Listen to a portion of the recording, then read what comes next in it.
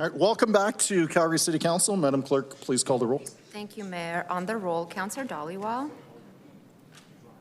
Councillor Dhaliwal, are you online? I'm here. Thank you. Councillor Jameson. Present. Councillor Johnston. Here. Councillor Kelly. Present. Councillor McLean. Here. Councillor Pantazopoulos. Here. Councillor Schmidt. Councillor Tyers. Here. Councillor Ward. Here. Councillor Wyness. Councillor Wyness, thank you.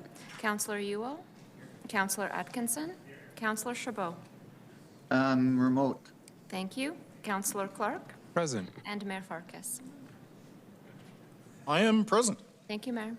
All right, so we had pushed through to the end of the panels that were registered as of this morning. We're going to do a couple catch-up panels, so I know that we're trying to balance the folks who haven't been called versus those who've been called multiple times before. What we'll do is start from zero, basically. We're going to give a clean round of calls for our next panel. So what that means is if you're on the line or if you're here in the chamber and you were on panel 1 through 10, please raise your hand. Okay, come on down.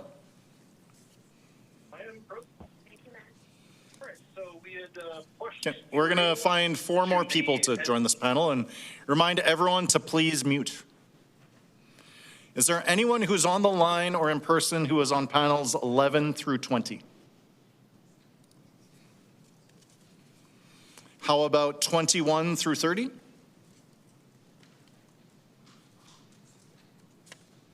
How about 31 through 40? Okay, I believe we have 2 people so far. How about 41 through 50? Yes, 1 on the line. Great. Who is speaking? Shawn Walsh. Sorry, just one person at a time. Was that you, Shawn? Yeah, Shawn Walsh here. Shawn Walsh? Okay.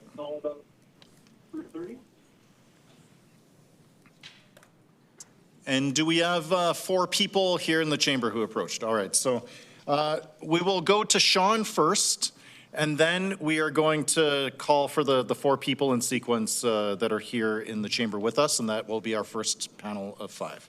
So Shawn, please go ahead. And then for everyone speaking, if you don't mind just stating your name as well as which panel you're on, it'll help us keep track. So Shawn Walsh on panel 48, and thank you everyone for your time. By way of introduction, I represent several hundred homes in the community of St. Andrews Heights. We are all unified in opposition to blanket rezoning. Today, I want to make 2 points clearly. 1, blanket rezoning was poorly constructed and insufficiently contemplated. And 2, Council has an unambiguous mandate to repeal it completely and quickly. On the first point, the St. Andrews group I represent recently took a proposed SDAB-approved 10-unit multiplex to the Alberta Court of Appeals after the SDAB approved the project. Following an initial hearing, the justice granted our group of appellants permission to have our case heard by a 3-justice panel this fall to examine a simple question. Do basement units intended for separate sale constitute secondary suites, or are they distinct dwelling units subject to density limits? The presiding justice stated that she was troubled that the city's legislation and the SDAB failed to adequately address this point. The court identified a fundamental flaw in how this law was written, and by extension, the city has been exploiting this legislative vagueness to circumvent its own density guidelines. Building on what I heard from some of the prior speakers, they talked about a prolonged process. This is an example of that exact prolonged process. We've had to go to the provincial courts because we found the SDAB has failed to adequately abide by their own guidelines. This is an example where both my group and the developer has spent significant time and resources in appealing the project. On to the second point. Calgarians voted for 2 mayoral candidates who ran on repealing blanket rezoning before they elected the mayoral candidate who enacted it. This isn't a suggestion, this is a clear mandate. So what I'm asking from council is a complete and clean repeal. Specifically, Only development permits fully approved before the first reading should be grandfathered. Anything expired or overturned at SCAB reverts to original zoning. There should be no exceptions and no carve-outs. Finally, and to wrap up, to me, the blanket rezoning repeal was a ballot box question. Notwithstanding, if the results of our last municipal election weren't overwhelmingly clear to this group, this is such a material change to the fabric of Calgary that at a minimum, it should be put to a referendum if it's not repealed. Thank you. Thank you so much. We'll go just in the order of the folks who are seated here in the chamber with us, if you don't mind stating your name as well as which panel you're with. Thank you. Yeah, good evening, Major Farkas and members of council. My name is Helga Van Turnut. I'm a resident in Ward 8, together with my husband and my two teens.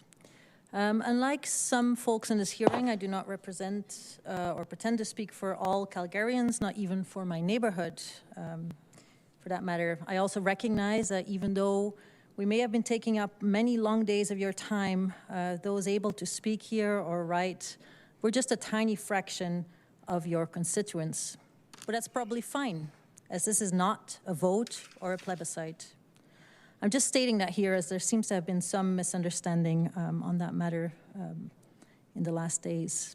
In fact, even at the municipal elections, which unfortunately many speakers have used to warn off councillors to do the right thing or else, actually less than 40% of Calgarians that were eligible to vote bothered to head to the polls. I'm sorry about that. I'm sad about that. But I'm pointing it out because I'm not sure that your mandate to repeal is quite as strong as many seem to believe it to be. Now, these last days, while not representative, were nevertheless very informative. I learned a lot, and I certainly hope that you did too.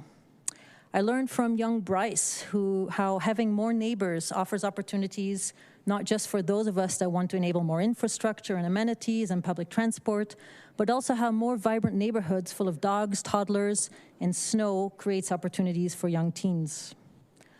I learned from Kathy how radical acceptance will help me move faster through and beyond anything I do not like and use my own energy and wherewithal to balance out any damage done. I learned about sneaky eightplexes, rezoning terrorism, neighbors' cars appearing in the night on one's lawn, and many, many more grievances. While, to be honest, I have no patience for complaints about a utility lane being used for utilities, I do have understanding for others like the loss of trees. But really none hit as hard as the testimonials about the indignities of being unhoused or inappropriately housed. While in these chambers, renters were called animals, criminal elements, and even Ontarians, we heard from renters that need to put up with cockroaches as their housemates, that live in unsafe and poorly kept buildings, that need to put up with sexual advances of their landlord for fear of losing their living quarters, however substandard. Never mind grievances. This left me grieving. We need more housing so people can get off the street, so neighbors can throw off those shackles of disrespectable landlords, so the young people that we have heard from can move out of their parents' home, so individuals with a disability can stay out of institutional housing, so we can keep attracting the best talents and most skilled workers from across the country and the world. I'm sad, though, that I'm taking away from this hearing that whenever neighborhood character is brought up, it seems really to be new people rather than new buildings or contextual setbacks that bother us. I am also sad that councillors and members of the public can say with a straight face that there really is no housing crisis, and there certainly is no climate crisis. I thank you for the opportunity to weigh in, but I urgently ask you to heed expertise and facts on things like economics and climate change alike, and not repeal the citywide rezoning bylaw. Should, however, you feel compelled to replace it with something even better, then please give yourselves time to come up with a new plan before repealing what's currently in place. Because it's a fiscally more responsible process, and because, in all honesty, you should not trust yourself to find the urgency to develop anything once this has moved off the books. Finally, it seemed completely acceptable to discuss topics that have nothing to do with the bylaw under consideration, like contractors behaving boorishly or my taste in gable roofs versus the ones of my neighbors. In that spirit, maybe I can ask to better engineer the city's crosswalk so that less water pools on the edges of the road. I can still jump quite far, but as I'm getting older, I don't know how much longer that will be the case, so why not throw that out there? In any case, many, many thanks for this opportunity to participate in our democracy. Please, I urge you, do what is right for the city as a whole, not just for us homeowners. Thank you very much. Thank you very much. We'll go to the next individual seated. Hello, my name is Adele, and I'm from panel 30. Okay, thank you for this public hearing, and thank you to everyone who came to speak and provided written submissions. Council, you take a lot of heat, and you have a lot of power to make people happy or miserable. Power is dangerous as a tool for abuse or good. Blanket rezoning is a wrecking ball with Calgary's name on it. The allocation of half a parking space per unit has become a brunt of jokes and the subject of widespread criticism. By the way, it would be nice if anyone speaking would have to disclose if their agency that they're representing gets grants from the city. So this is the black and white development. I was here a couple months ago, I guess it was, and had started to show you this. This is that 12-foot alleyway I mentioned. This is the, it's got 11 units right here. It faces the 8th Street here. This is 17th Avenue. These are the two little houses I mentioned previously, and they are small houses, as I'll show you right away, with incredible overlooking by the first 5 or so suites at the back here. And these are small houses with a yard. What's wrong with having small houses with a yard? This one, in fact, I believe has a basement suite or 2 suites in it, and this one might as well. So density is possible even with a yard. This, I will just tell you that last week I walked along here, and there was one unit with a resident, a Ukrainian lady. I was able to gather she'd been living there for 2 weeks, but couldn't discern if there were people living in her unit, a second person living in her unit, or indeed one of the other 11 units had somebody in it. The original asking price was $4,600 a month for rent for there. And most people wouldn't opt to live in a 3-story house trailer if they had a choice. Okay, so this, my next picture, 8th Street North. Okay. Again, this is an aerial shot. This is while it was being built. And here's those 2 little houses with their backyards. And there is like overlooking from the patios, balconies on here. 12-foot alleyway I mentioned before. And there is things in those alley. Like this is, there are things that are not, don't make that alley clear. Small houses, 11 units. Even these 11 units, they're very small actually. This is the garages, 12 cars in those garages, by the way. That's what it looks like from the developer's point of view. Now, the next one I want to show you, this is on 11th Avenue, which is a block north of there, 17th to 11th Avenue. City forgot how to count there, I guess. Anyway, so this is 11th Avenue and the alleyway between 8th Street and 9th Street. This is a 12-foot alleyway also, and these poles are inside that 12 feet. There is no exit. You see that? It says no turnaround. No exit. Does not meet fire code for a big development on this street with a no turnaround and no exit at the other end.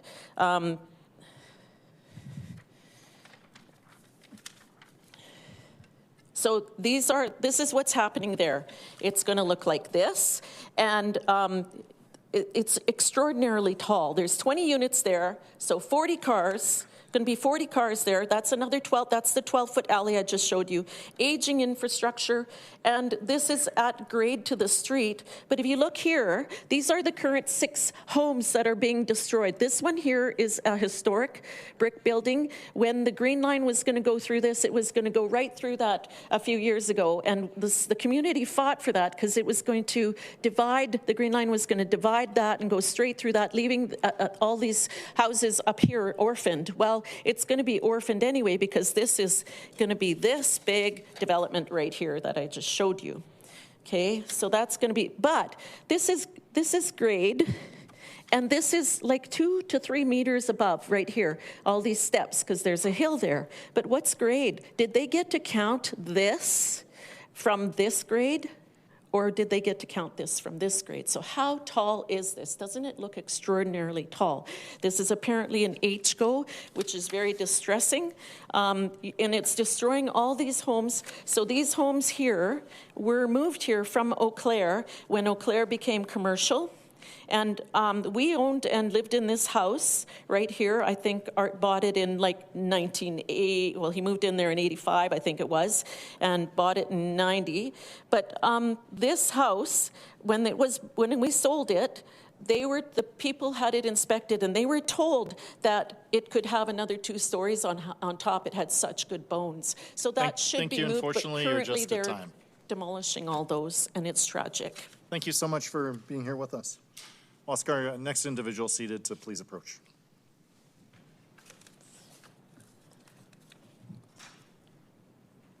Hello, Mayor and Councillor. My name is Mahmoud Moura. I am a resident of Ward 10 in Calgary. I'm here today not to talk so much about the affordability because we all know it's a joke. When you buy a infill unit for $700,000 to build 4 units to sell it for each for $700,000. I'm here to talk about safety and security. As many of us, we will face that challenge, and this will be irreparable damage. We know many of these areas in our city now, like Martindale and Savannah, it goes under certain groups. And when you have a complex unit, it's going to be a den for certain groups as well. I could say what you guys cannot say. I came from a country where I know what condensation look like when you cannot have a park installed to park your car. I know what security look like, and I know what corruption look like. When we have condensed people in a certain complexes and speak the same language, how could we fit in? How could we blend into the society? And this is... What I'm going to do is I'm just going to ask us to stay on focus as far as the policy issue here, not cast aspersion at specific groups or speak to specific So what I'm languages. talking about, I believe we need to look for the future to have the city of Calgary, the heart of the West, to be the same city I came 26 years ago, where we could have a peaceful community and society where people communicate and talk to each other. It's not just for the matter of business. I know the concern of many young generation, especially the student or the international student, who's going to come here to live in the city to get education and so on, and many of them will be leaving the city. Maybe 20% might stay, but to give them the benefit to stay here for a certain time and destroy the value of our life, I believe this is a huge risk we all would put our city at or under. And in another matter, like when I bought my single house unit, I bought it for a reason, to raise my 5 children in a quiet society. Nobody gives the right to my neighbor to go turn his house into a multiplex unit, take all my park install, and stress me with my kids and my family based on an interest just to make a few dollars extra. I understand there's affordability matter. I understand there's houses crisis, but city should be able to find a different venue instead of turning our city into 15-minute city just for some builder to make extra money and put the stress on all the people who are not in favor of this blanket zoning. I live in the Northeast, and I know many people turn into garages before even the blanket zoning, into houses. Illegal stuff was going on, and this is something been going before even the blanket zoning. That's why I really oppose to repeal this blanket zoning with no amendment, because I do believe we're putting our society at risk, and this will be irreparable damage if we don't stand for it right now. Thank you. Thank you so much. We'll go to our final speaker here in person, please. Good evening, Council. Good evening, Council. Some of you know me, some of you don't, some of you wish you didn't. But I am thankful to be here, Mayor Farkas and councillors. I have great hopes for this council. I've been visiting councils for one reason or the other since 1970-something, when we had Mayor Rod Sykes as in my opinion, the last good mayor that this city has seen. I'm hoping Mr. Farkas will be the next one. You've heard enough about everything that's going on. I want to just touch on a couple of little administrative things. when I received the material to send in a form to register and to vote, believe it or not, even with my understanding of what's going on and the fact that it's a repeal and not putting in a new bylaw, where it says favor or in opposition, the first time I filled the form, I ticked opposition. Then I went back and looked at it again, and I thought, oh no, they're talking about repealing an existing law, and I am in favor of repealing it, so I need to be in favor. Now, as soon as I got over the shock of my own misunderstanding, I phoned 6 friends. I sent up the same forms. I said, fill them in and send them back. One is a doctor, 2 lawyers, 3 engineers, and a construction guy. All of them came back. They're opposed to blanket rezoning, but they all came back with a mark ticked as in opposition. If those people could do it that way, I really want to know how many forms came in where people want repeal, but by the wording of that form, ticked the wrong box. Now, in my opinion, that was not an accident. That was deliberate. It was by design, and I don't know who did it and what oversight there was or wasn't, but I'm sorry, you cannot authenticate that vote. And what really bothers me is that a little while ago there was an article, oh, we've received this, that, it's sort of 50-50. No, it's not 50-50. It's nowhere near 50-50, because I would say at least 20% of them voted the wrong way because of the wording of your request. So with respect, there's something wrong.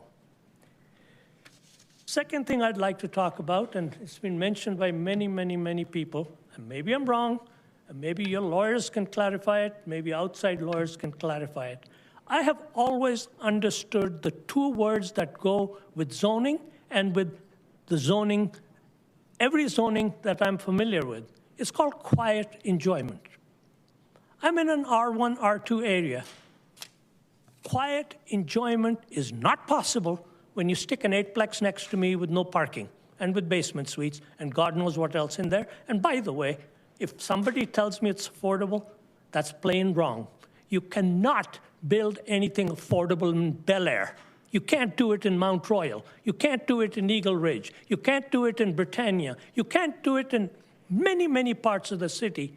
So the minute you utter the word affordable, what you're doing is densifying the poorer neighborhoods and the neighborhoods you shouldn't be picking on.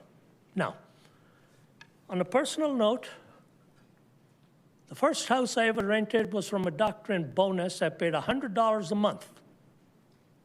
$100, furnished, and he paid the utilities. That was affordable then because I was a student and I only earned $300 a month.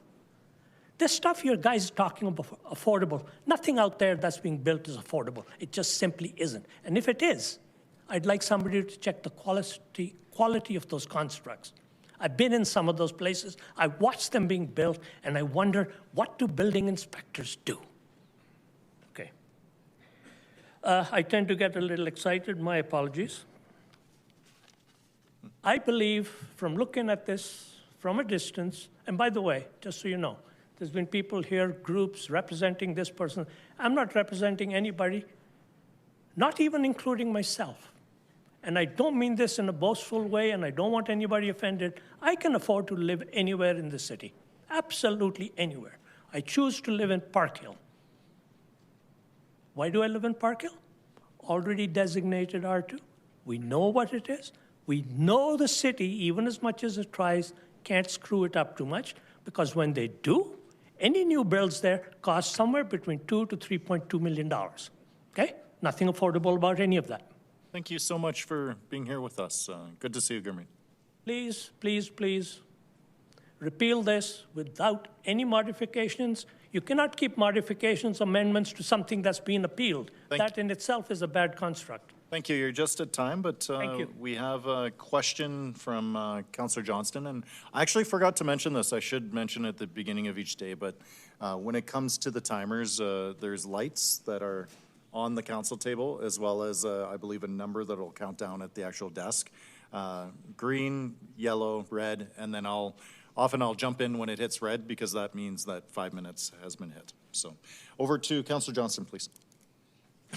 Sorry, I just wanted to see if Mrs. Sanoy needed extra time to finish. Adele. Yeah, if you needed extra time to finish your presentation. Yeah, I just wanted to show. There were a couple more slides I wanted to show, I think. So this is what the BP, this is from the My Properties. These were these are all being demolished right now. And one of them, we drove through the alley and had a tight turnaround here. This is the no exit alley because of the tracks here. One of them is being asbestos remediated, and the guy on the inside was tossing out these yellow bags, and he was all, geared up, but the guy outside was just standing in the doorway and, handling these bags, and he wasn't geared up at all. So there is some concern there. And this is where they're taking 1, 2, 3. This is the brick building. They've assembled all these lots, and this right here is contaminated. The community wanted to put community garden here some years ago, and there was quite a long time ago, but it's contaminated, and we weren't allowed when the Ramsey wanted to. Now it's up on the hill. It's up on Scotsman's Hill, but they wanted to. Put a garden in again. They did that, 15 or so years ago, and we're not allowed to use this property for a garden. And then this shows the plan from the developer's website. There are 40 cars parked in here, and this no exit laneway has 22 cars parked on it. And the access is from the laneway. For these 18 here, the access is from the street, from 8th Street. So this is the driveway onto the street from 8th Street. And this is then, I think it's this, so then there's going to be these 4 houses beside that monstrosity that are going to be terribly isolated and shadowed and domineered by this absolute monstrosity. So it is a concern as far as I'm concerned. There was one other piece I was going to mention here. Let me just look at my notes. Oh, we have other options. The city has a lot of options available to it in Brownfield. On 25th, right across from the Stampede grounds to the west is the Anthem property, and it's been sitting empty for 10 years. It was going to be home to 1,000 residents and mixed use. And I think only 6 stories in all of those. I don't know if there was anything higher than that. But that's an opportunity, and I know there's lots and lots of other brownfield opportunities that aren't being utilized. So if we could just remember the brownfields that are available to us.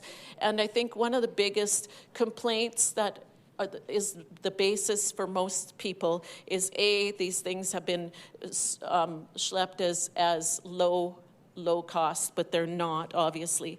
And B, I think one of the biggest things communities look at is there's no transitions.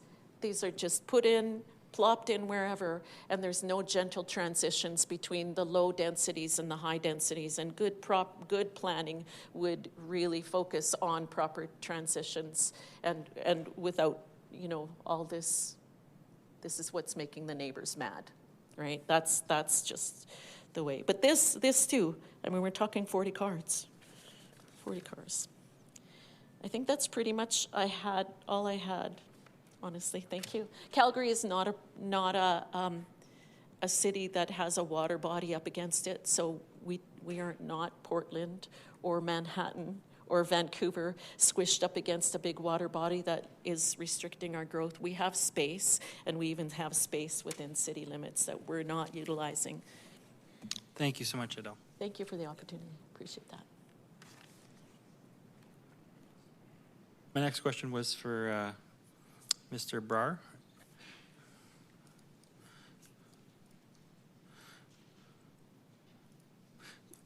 Sorry, I just wanted to see if you needed extra time to finish your presentation.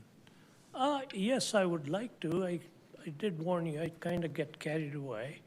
And at my age, okay, we've got all night. It's good. Keeping time is very difficult.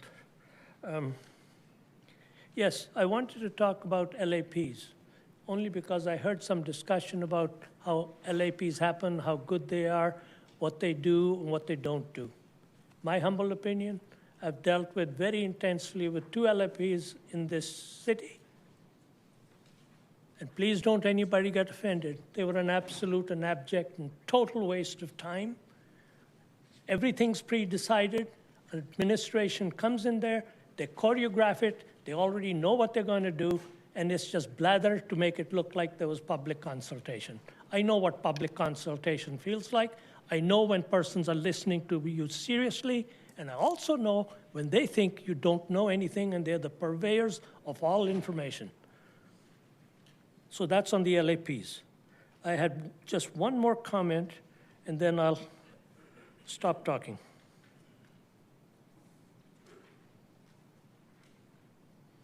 But thank you for letting me come up again.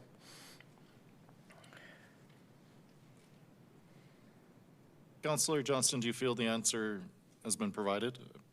I think he's just got one more point to make, if that's okay. Yes. I think he's just trying to find it.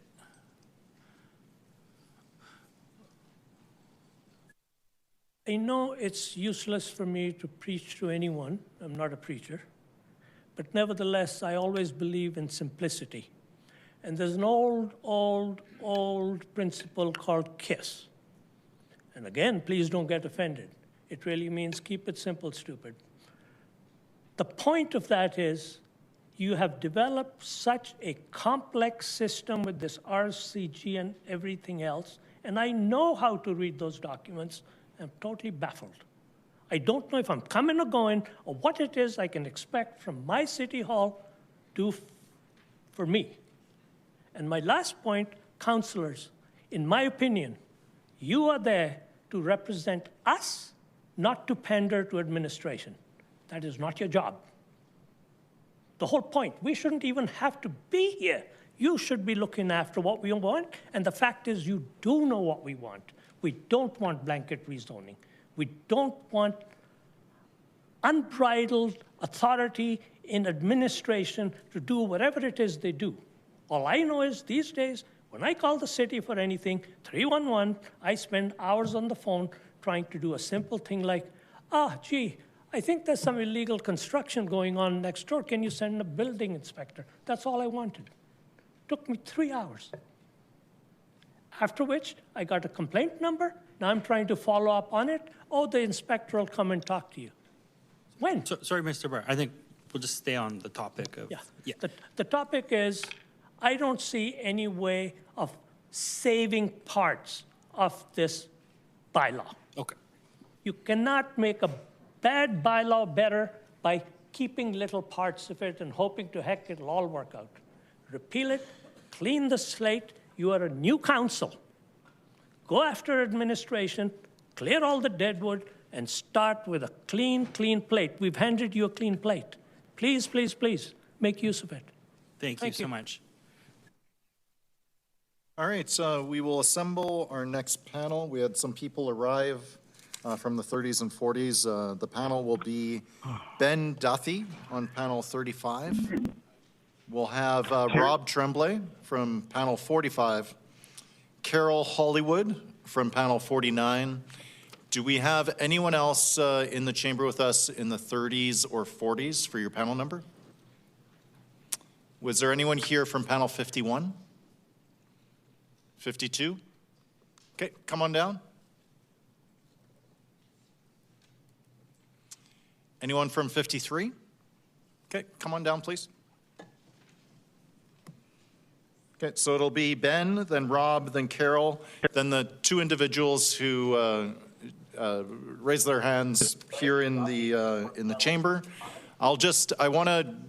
Council, I'll just remind you if we can keep tight as far as the questioning. It looks at this current rate, we accommodate about 5 individuals per hour, so this could be the second last panel. We have in the chamber here with us 40, 50 people or so. So it's likely at this rate, it's only 10 more people that we'll have an opportunity to speak with, unless we're able to kind of rein in our questioning and really focus. So first, let's go to you, Ben, on the line on panel 35, please. Hey, can you hear me okay? We can. Please go ahead. Okay. Hi, Calgary City Council.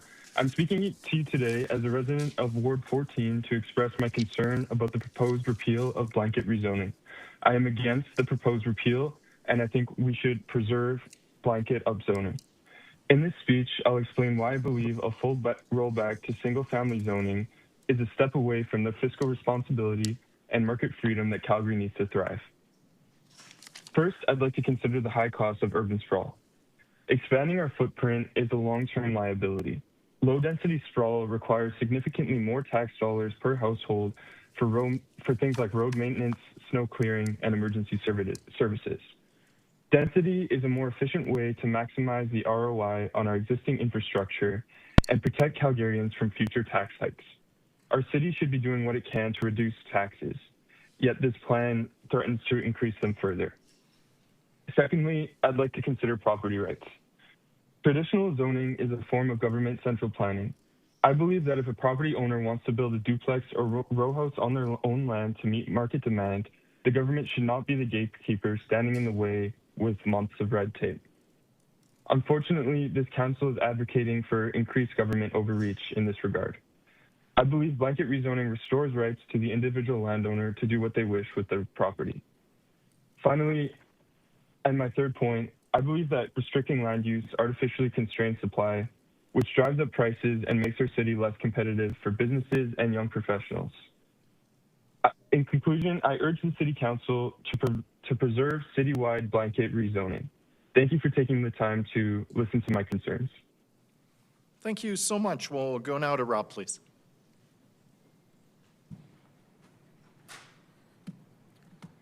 Okay, thanks, Mayor and Council. My name is Robert Tremblay, and I'm a resident of Ward 8 in the community of Sonalta. I'm also co-chair of the Calgary Climate Hub and a board member of the Sonalta Community Association and also on the city's Climate Advisory Committee, but today I'm just speaking on behalf of myself. I'm here not only to speak in opposition to the motion to repeal blanket rezoning, but also to the apparent proposal to gut the existing RCG district.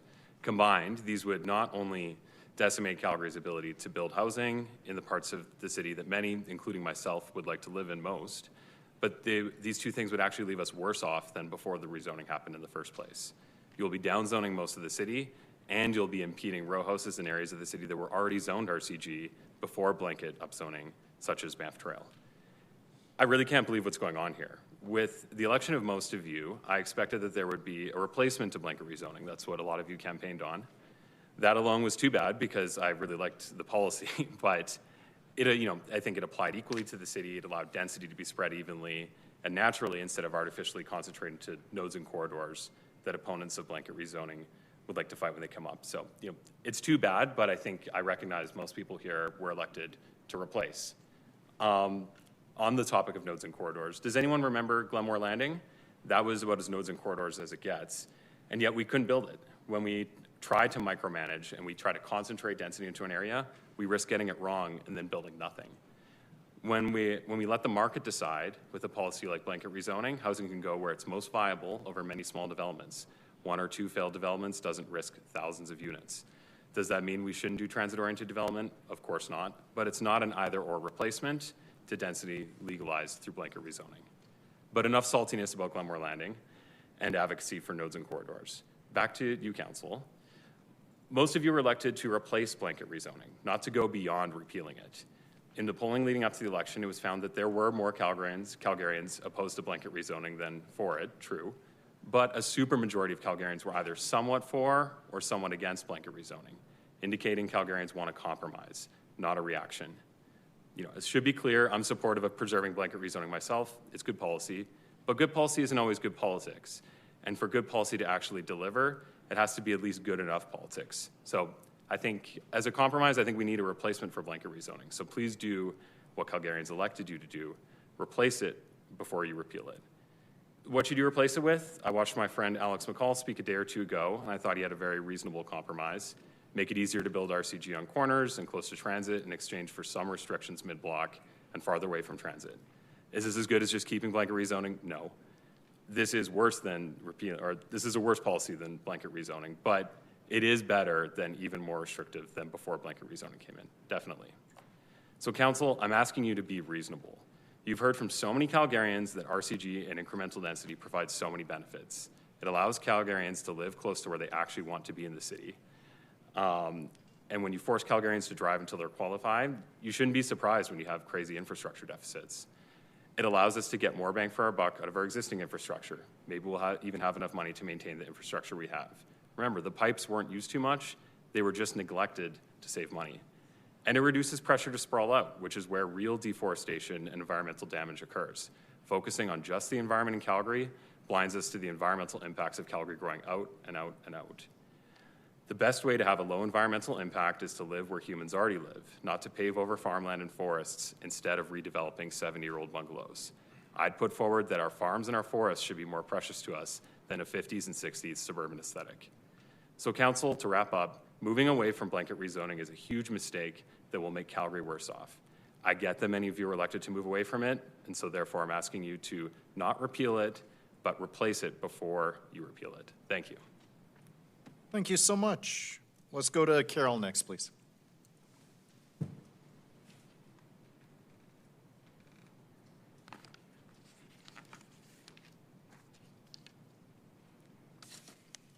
Your Worship, City Councillors, I really appreciate this opportunity to speak.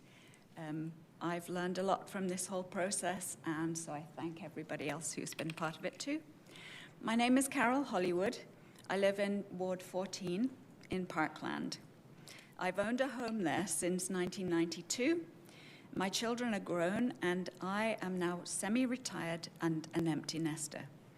I am a member of the Calgary Alliance for the Common Good through my faith community, but today I'm speaking on my own behalf. I'm asking you to vote no to the repeal of the current zoning bylaws. So I have two observations to share, one personal and one community. So first, I love my home in Parkland, an established single-family zoned community, but I'm seeking to downsize as part of my retirement planning. My home is larger than I need and more expensive than I bargained for as property taxes, heating, and maintenance costs rise. However, I am finding that in order to move to something smaller and more affordable, I'm likely to be looking at relocating to Calgary's periphery. There aren't any suitable options I found in my community, certainly, and few nearby. I don't want to be dependent on a car as I get older. The costs of that, as well as climate and age-related health concerns, means that it makes sense for me to look for a walkable community that's not isolated miles away along a highway far from family and friends. As things are, I feel stuck, and I'm sure many are in similar situations. If there was more choice in the types of housing available in Parkland, I could move to something more affordable, close by, and free up a lovely family home for the next generation. I live in a cul-de-sac, which has always held community social events, so I've seen the demographics change. Now there are fewer children, fewer people than the place was designed for. The demographic is older, often single like me. It seems inevitable that the city will need to densify its residential areas if Calgary is to continue to grow, but is not going to sprawl. We don't want to waste any more nature, and we don't. The peripheries are far enough out as it is. It's if I wanted to live in Lethbridge, I would have lived in Lethbridge, I guess. So I think surely places like Parkland can benefit from increased variety and a little more density of housing. This would help take pressure off inner city neighborhoods too, where the changes are coming too quickly for some, it seems, we've heard. Secondly, more importantly, in my faith community, we've worked for years to encourage the development of more affordable housing, working with various charities and learning about the issues. We welcomed the introduction of the Calgary Housing Strategy, Home is Here, and its goal of working to create more homes and better affordability. We still need to prioritize those who have less in the city so that housing costs do not cause unnecessary stress, financial or mental, for this serves no one. As the nature of our population changes, older, smaller families, more single people, we will need different kinds of housing. The current zoning can allow for this given time. Many of the real issues that some have expressed in this hearing can surely be addressed through other mechanisms, through infrastructure updates, dispute resolutions, building permitting, tree planting. Therefore, I am asking you to vote not to go back to a zoning system that we've already rejected, but to allow the current rezoning to have time to do what it was designed for. If Council ultimately considers it necessary to rescind, I ask that we continue to consider all Calgarians, not just those who own homes, that we prioritize affordable housing at the bottom level. I understand that we have to build housing throughout the ladder, and that Council develop a new, more flexible bylaw ready to replace what is rescinded. After all, the important thing about Calgary and where we live is the people and the natural environment. And I think we shouldn't forget about those things. Thank you for your time, and I'm happy to answer any questions. Thank you for that. We'll go to our next speaker here in the chamber. I didn't catch your names, but we have two people who walked up. Yeah, please approach. If you don't mind just telling us your name as well as which panel you're on. I will. Good evening, Mayor and Council. My name is Joanna Cassell, Ward 2, Panel 52. I'm in favor of repealing blanket rezoning bylaw 21P 2024, which came into effect August 6, 2024, and ask this council to, 1, effect a full repeal of the blanket rezoning bylaw, reset the zoning designations to what they were prior to the blanket rezoning bylaw. 3, re-engage with Calgarians on what planning should look like through local area plans and transit-oriented planning in all our respective communities across the entirety of our city. The proposed amendments should be heard separately. Okay. Citizens asked for a full repeal of the blanket rezoning bylaw. Recommendation 4 permits RCG zoning on the three corner lots. Recommendation 4 permits RCG zoning on the three corner lots. Inner city communities, in particular with short streets consisting of 6 lots, effectively grants the entire street RCG zoning. Should this street back onto a mirror street of 6 lots, this effectively grants the entire city block of 12 lots RCG zoning. Should a street have 7 or 8 lots, the above effectively orphans 1 or 2 lots in the middle, most likely resulting in those lots being forced to sell, resulting in an entire city block of either 14 or 16 lots zoned RCG. This effectively permits developers the ease of land assemblies, consisting of an entire city block. Citizens have spoken on the effects of RCG zoning. Major concerns are infrastructure capacity, affordability, and competition. In particular, families are competing with developers who can outbid families for single-family homes using density-linked financing, which is an unfair advantage. Another causal effect is renters have their previously low-income housing bulldozed to make way for unaffordable multifamily housing. As of July 2025, the city has exceeded its half targets with a target of 44,276 units incentivized. Following Calgary's high performance, Calgary was awarded an additional $22.8 million in top-up funding, March of 2025. The city and the citizens of Calgary have met and exceeded the half targets ahead of schedule and have been handily rewarded for their efforts. Recently, both Markham and Toronto, Ontario have stepped away from their half funding terms, Federal Housing Minister Gregor Robertson docked Toronto $10 million for the city's $471 million half allotment. Per the above, at the most, the City of Calgary will receive a penalty and will not put their half money at risk. Citizens want to live peacefully in their chosen RC1 or RC2 communities. Citizens do not want unbridled development. Citizens want thoughtful development. Many of you campaigned on repealing blanket rezoning. Hopefully, your actions will truly represent your words and honor the citizens who voted for you on this promise. If any of you are interested, I would be happy to discuss why I personally know how egregious blanket rezoning can be to inner city citizens. Thank you for listening.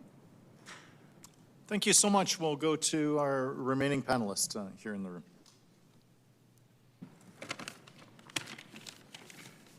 If you mind just letting us know your name and your panel number.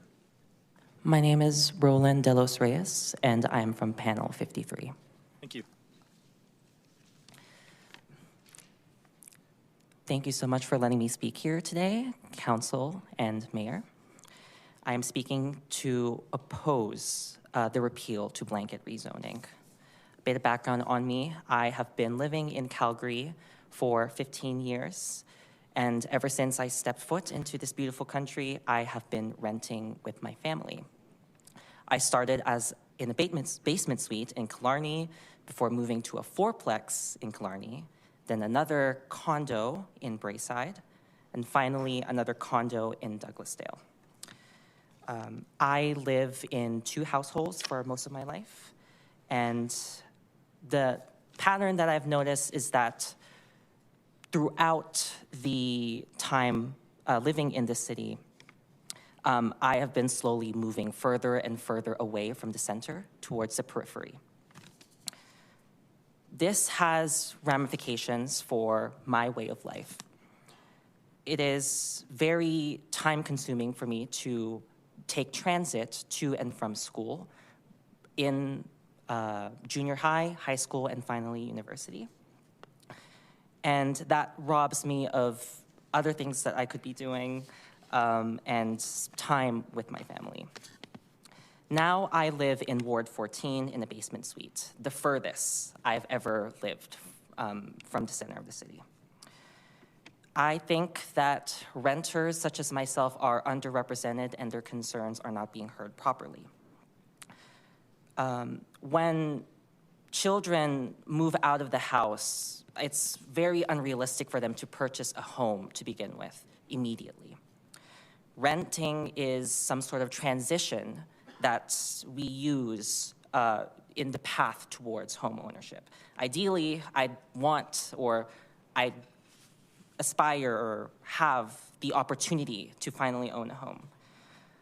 But without blanket rezoning, we make it more difficult for renters such as myself to have that diverse freedom of choice in terms of location, accessibility, and so forth, because of the decrease of supply throughout the city. Time is a luxury. We do not have that luxury anymore. And blanket rezoning allows renters like myself with a choice to have a diverse range of options throughout the city, not just in the periphery.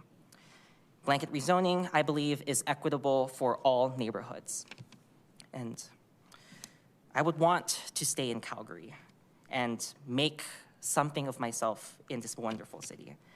But it's becoming very, very hard for me to continue to make that a reasonable consideration for myself. It is quite difficult for my parents to achieve home ownership. They finally were able to. My mother had to work 3 jobs to sustain just rent in Braeside. Finally, with time, decades of patience, she was able to afford a condo. My father decided to go for home ownership much sooner. And he now owns a studio apartment in a condo. And we had to live with him during the weekends, with myself, my sibling, and him. Very cramped, but we made it work. Same with my mother. Very cramped on time, but we made it work. It is asking more and more of us to support home ownership for families and individuals. Now, I ask you to reconsider repealing. It is still an uncertainty if we can secure federal funding if we do repeal blanket rezoning. But yeah. This repeal I could characterize as more of a reaction rather than a long-term solution. We don't have that luxury of time. Thank you. Thank you so much for being here with us. All right, that concludes this panel. We'll assemble our next panel here. We were up to 53. For this one, I'll call Alana DeBoer to join us as the first panelist. Is there anyone else here from panel 53? How about panel 54 on the line or in person? I am on the phone. My name is Christian. Thank I was you. on panel 25. Christian? 25? Yeah, Christian from panel 25. Yeah. Okay, we will. Yeah, this is Stuart Craig from panel 54. Stuart from 54. Thank you. Okay, is there anyone here or on the line from 55? How about panel 42? I was on panel 42. What is your name, sir? Steve Shannon. Steve? Okay. Anyone from 55? Anyone from 56? 57? Okay. Sorry, was that in the teal? 57? Great. Okay, that is our panel. We'll start with Alana, please. And then it'll be Christian after that.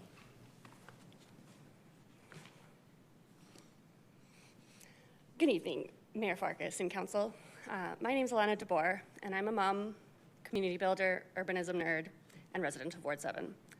Thank you for this opportunity to provide feedback on the proposed citywide zoning change. Actually, I have slides also, sorry. I'm opposed to the proposed repeal of rezoning for housing. Calgary needs to consider the financial repercussions of repealing citywide rezoning and focus on its long-term goals. After decades of sprawl, we need density more than ever. The independent report on the Bearspaw South feeder main told us as much. And the Bearspaw failure is just the beginning. At recent IPC meetings, there's been discussion of an over $49 billion infrastructure bill for the next 10 years. Other critical infrastructure is crumbling. A third of the city's roads are in fair to poor condition, and upgrades are needed for bridges, sidewalks, streetlights, and traffic signals. To ignore this and repeal citywide zoning is financially reckless and would essentially be doubling down on the status quo that has led to our current crisis. Go to the next slide. Today, I want to talk to you about fiscal responsibility on a much more personal level, though. I want to share how increased density in our city directly benefits me and my family, and how it can, in turn, benefit other Calgarians as well. There is a direct relationship between densifying and allowing people who choose other forms of transportation to be less dependent on cars, and by extension, less financially drained by cars. When you allow more people to live in centrally located, amenity-rich neighborhoods, more people can bike, walk, or use transit to get around. And that allows more people to rely on less expensive cars. Most Calgarians will continue to drive, but those who choose to drive less free up space on the road for others. Cost increases for drivers affect those in car-dependent suburbs most, while our infrastructure deficit means we are not building the C train out to communities like Seton. As a city, we need to seriously invest in other viable forms of transportation and maintain them through all seasons. Just as we need to give people a choice on the type of housing they want, we need to give people access to a variety of transportation options and make it easy for them to use them. One of the ways we can do this is with densification. When you live near the places you go, work, groceries, school, activities, you open up the possibility of getting around without a car. My family is a great example of this. In 2023, we traded our second vehicle, a station wagon, for a cargo bike. I could go on and on about how great this change has been for my family in a multitude of ways, but I think the financial gains are most relevant to today's conversation. I've calculated the approximate yearly cost of driving based on the 2012 manual station wagon we sold. I average 300 kilometers a month by bike, which works out to around $50 per month in gas if I were driving. We were paying $100 a month for insurance and $200 for registration. Since depreciation varies so much, I use the lower number from AMA's car cost calculator, which is $1,000 a year. For maintenance, I estimated $800 a year. This includes regular oil changes and then maintenance that inevitably crops up, like brakes, tires, belt, clutch. Next slide. This comes out to around $3,800 per year. $3,800 a year that our family freed up to do something else with. This amount is well below the average cost of car ownership in Canada, calculated at $1,373 a month for 2026, or over $15,000 a year. It was possible for our family to go to one car and for me to primarily get around on foot or by bike because we live just over 1 kilometer from stores, grocery stores, parks, schools, rec centers, all the places we want to go. We also live near many transit links to the city center.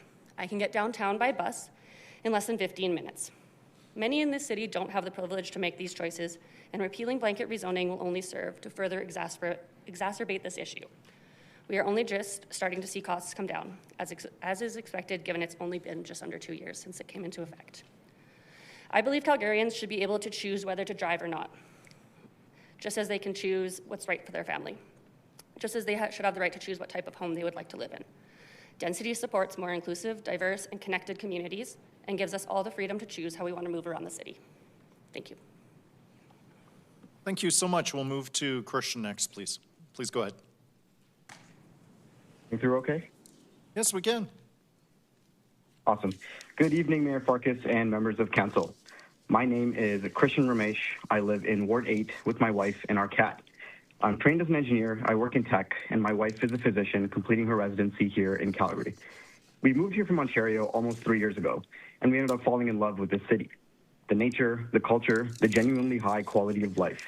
We would love to settle down here, and what you decide in this vote will shape whether that's possible for us and thousands of other people like us. I want to speak on behalf of a group you don't hear from much in city council meetings. Young working professionals, new Calgarians, people in their 20s and 30s who are building careers, starting families, deciding where to put down roots. We are Calgary's economic engine. We fill its hospitals, its offices, and its restaurants. We're a major source of the city's energy, culture, and prosperity, and we are telling you clearly housing is the deciding factor whether we choose Calgary long term. So what kind of housing do we actually want? We currently live in a mid-rise apartment building in the Beltline. As we think about starting a family, we want more space, but not a detached home with a yard to maintain and a driveway to shovel on top of our 2 demanding careers. What we want is something in the middle, a row house, a townhouse like I grew up in. More space, but without being forced to each own a car. We're looking for a neighborhood where we have quick commutes to work, can walk or bike to the grocery store, have access to frequent transit so we can remain a 1-car household. That is a type of housing and lifestyle that RCG enables, and that is exactly what repealing it takes away. Here's a question I want this council to sit with. Why should most of Calgary's established neighborhoods be closed to anyone who doesn't already live there? Why should new residents, young people, new Calgarians, growing families be excluded from most of the city's neighborhoods? The most walkable, transit-accessible, livable neighborhoods of Calgary are effectively off limits to anyone who can't afford a detached home. Most of these neighborhoods are less populated today than they were at their peak. There is room. We are choosing, by repealing RCG zoning, to not make it available. We are relegating the next generation of Calgarians to the greenfield developments on the city's edge, which ironically are already zoned for higher density, while slamming the door to inner city neighborhoods that they actually want to live in. Voting to repeal RCG is supporting current homeowners in pulling up the ladder behind them. I understand the impulse. It's human nature to protect what you have, but be honest about what you're choosing by repealing RCG. A city that ages in place rather than one that grows, attracts talent, and builds opportunities for the next generations. I've seen where this road leads. I grew up in Mississauga, Ontario, where I watched restrictive zoning hollow out the community that I grew up in. My younger brother is a working professional who still lives at home. He endures a 2-hour daily commute to Toronto because there is no affordable housing near where he works. Young people in Ontario cannot live independently in the communities where they grew up, and families are fragmented by housing costs. This is the destiny that Council is choosing for Calgary if it repeals RCG. What we can learn from the mistakes of Ontario is that growth is inevitable, but we do have a choice. We can build a city that grows sustainably, puts more people in neighborhoods where infrastructure already exists and is already paid for, or we can double down on sprawl that requires new roads, new pipes, new debt, and eventually higher taxes for every single Calgarian. We can't keep relying on building outward to accommodate growth. We cannot keep adding to the debt that we're handing to younger generations. I'll close with this. Look at who's shown up to speak this week and submitted comments. Ask yourselves honestly, how many of these voices represent Calgary's future rather than its past? The loudest voices in this debate are those with the most to protect, existing homeowners in established neighborhoods, and their concerns deserve to be heard. But governing only for them at the expense of renters, young families, and future Calgarians who haven't arrived yet, that is a betrayal of everyone who wants to make this city their home.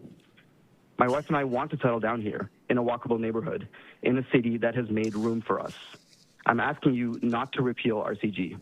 Listen to the concerns and reform it.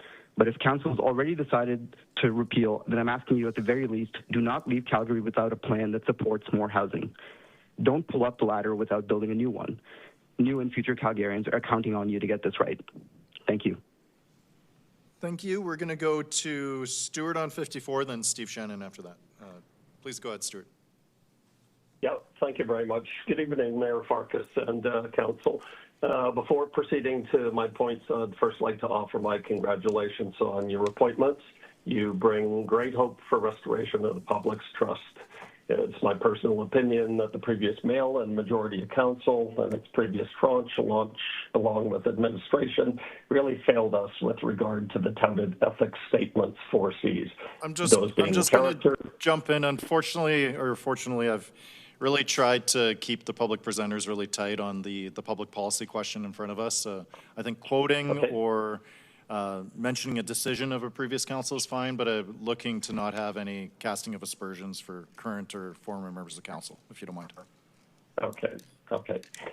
I'm writing in support of full repeal of the blanket rezoning bylaw and strongly urge council to move forward with an efficient and engaging reset and redevelopment process. In its present form, it's broken, disconnected, and seems to be a unilaterally imposed bylaw lacking sensitivity and ignoring context and affected stakeholder concerns. What must be established is a credible and exhaustive foundation based on sincere public collaboration and pragmatic, fact-based decision-making from inception through to completion. What's before us is a jumbled bylaw disconnected from practicality, fairness, and general workability. Best of intentions and hope count for nothing, particularly when undertaking far-reaching initiatives. What began as a guidebook for great communities, which met the public eye first in February 2021, proved to be nothing short of a 131-page supposition. Each page seems set to undermine each and every of the 132 years of history and strike the community upon which this once proud city was built. Each iteration and the so-called engaged sessions produced by administration and approved within the horseshoe was a descent into darker and murkier waters. Its base, it was really nothing more than quicksand of disrespect and disregard for the majority's concerns. It proved a disgrace with little evidence or records of any of the document iterations and supporting documents that could be found online. A lady earlier referenced lack of transcripts for engaged sessions, and this is precisely what I'm talking about. So it's just been really one bad step followed by another, essentially compounding mistakes made before it. Where it began to where it stands today is not a mere shift of goalposts, but it's a different sort of game and a different venue. Where are we? And where are we? And what checks and balances do we have? This actually brings me to my greatest concern. I wish to speak of one local project, dry throat, that appeared to have been approved with near stealth, and one that most people in adjacent neighborhoods are likely not aware of. Perhaps this has been hidden from you by administration, particularly planning and development, and likely underplayed by a previous Ward 8 councillor. This concerns a 12-story complex called the Daisy. My wife and I live in Mount Royal, and as possibly affected neighbors, we received a postcard in our mailbox a scant 2 days before a so-called open house in this Bankview proposal. That was back 14th July 2025. There were a number of elements to this project that bring tears to my eyes in the way that peeling an onion does. To begin with, there was absolutely no sensitivity to local context or fit of the project. O2 Planning and Design is the firm that is designing the project, but particularly interesting to note is that they also sit on the Planning Commission and Urban Design Review Panel, as quoted on their website. Unless someone can explain otherwise, this seems to be quite a conflict of interest. In response to a question as to why the structure was built to 12 stories instead of the initial considered 6, the project contractor, and perhaps unintentionally, revealed a chilling statement. Paraphrasing the contractor, they were told by Planning and Development Department if they waited 3 months, Planning and Development would be passing the West Elbow LAP to allow for construction of up to 12 stories. I will leave this with you for investigation, and perhaps even a process audit of planning and development should be called as an integral step within the needed redevelopment of a transparent and measured new bylaw. In my estimation, process re-engineering and recalibration of mindsets is required. What is needed is return to first principles. Processes are clearly broken, and that's what's been my contention. We necessarily require a 180-degree departure from misguided, disingenuous, less than transparent, deceitful, and neglectful practices endemic across the years of late 21 to late 2025. Thank you so much, Stuart. You're just at time. Thank you. That was my last point. Well, I appreciate your submission. I just want to reiterate for the gallery, we can make our points about public policy without necessarily casting aspersions about the motivations of any individuals, city staff or elected officials or other members of the community or specific industry or developers. I really want us to stay classy tonight. Let's really focus on the issues. Obviously, there's a lot of disagreement on this topic, but I'm going to try to rein us in here so that we're really focused on the matter of RCG, the blanket rezoning repeal, and so on. So with that, let's move to Steve Shannon, and then we'll have the other panelist on 57 approach after Steve. Please go ahead, Steve. Okay, thank you for having me. And with that, Mayor, I hope I don't make anybody angry. I hope I'm pure and clean through this whole process. Anyway, my name is Steve Shannon, a third-generation Calgarian who lives in Ward 8. I, along with my son, operate a financial service business. My wife and I strongly support a complete repeal of the blanket-up zoning. My wife and I moved into Altadore in 2005. When we first bought, most of the homes on the street were old bungalows. We purchased a newer home that was established from a teardown. Until a couple of years ago, our street had gone through a very nice transition. It was designated RC2. Mostly what we have now are new infills built on subdivided lots. It was well-planned densification. There's one bungalow left on our side of the street, and it's beside us. There's also a 75-foot frontage bungalow behind us on the other side of the alley.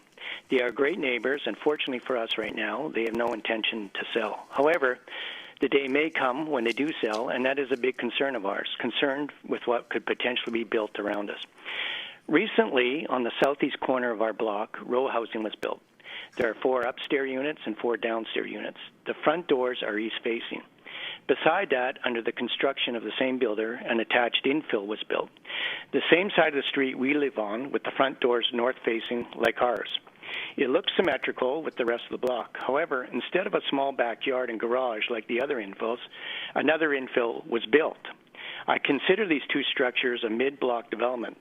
The house beside it, with its tree house for the kids in the backyard, now has a wall to stare at and neighbors looking in from their main and upstairs windows. It is completely out of character with the street and the community. These two front and backyard buildings have 4 units each. So in total now, there are 16 homes being rented out from that what used to be 2 homes. Parking is an issue. The number of waste pickup bins is an issue, and in particular, the number of green bins.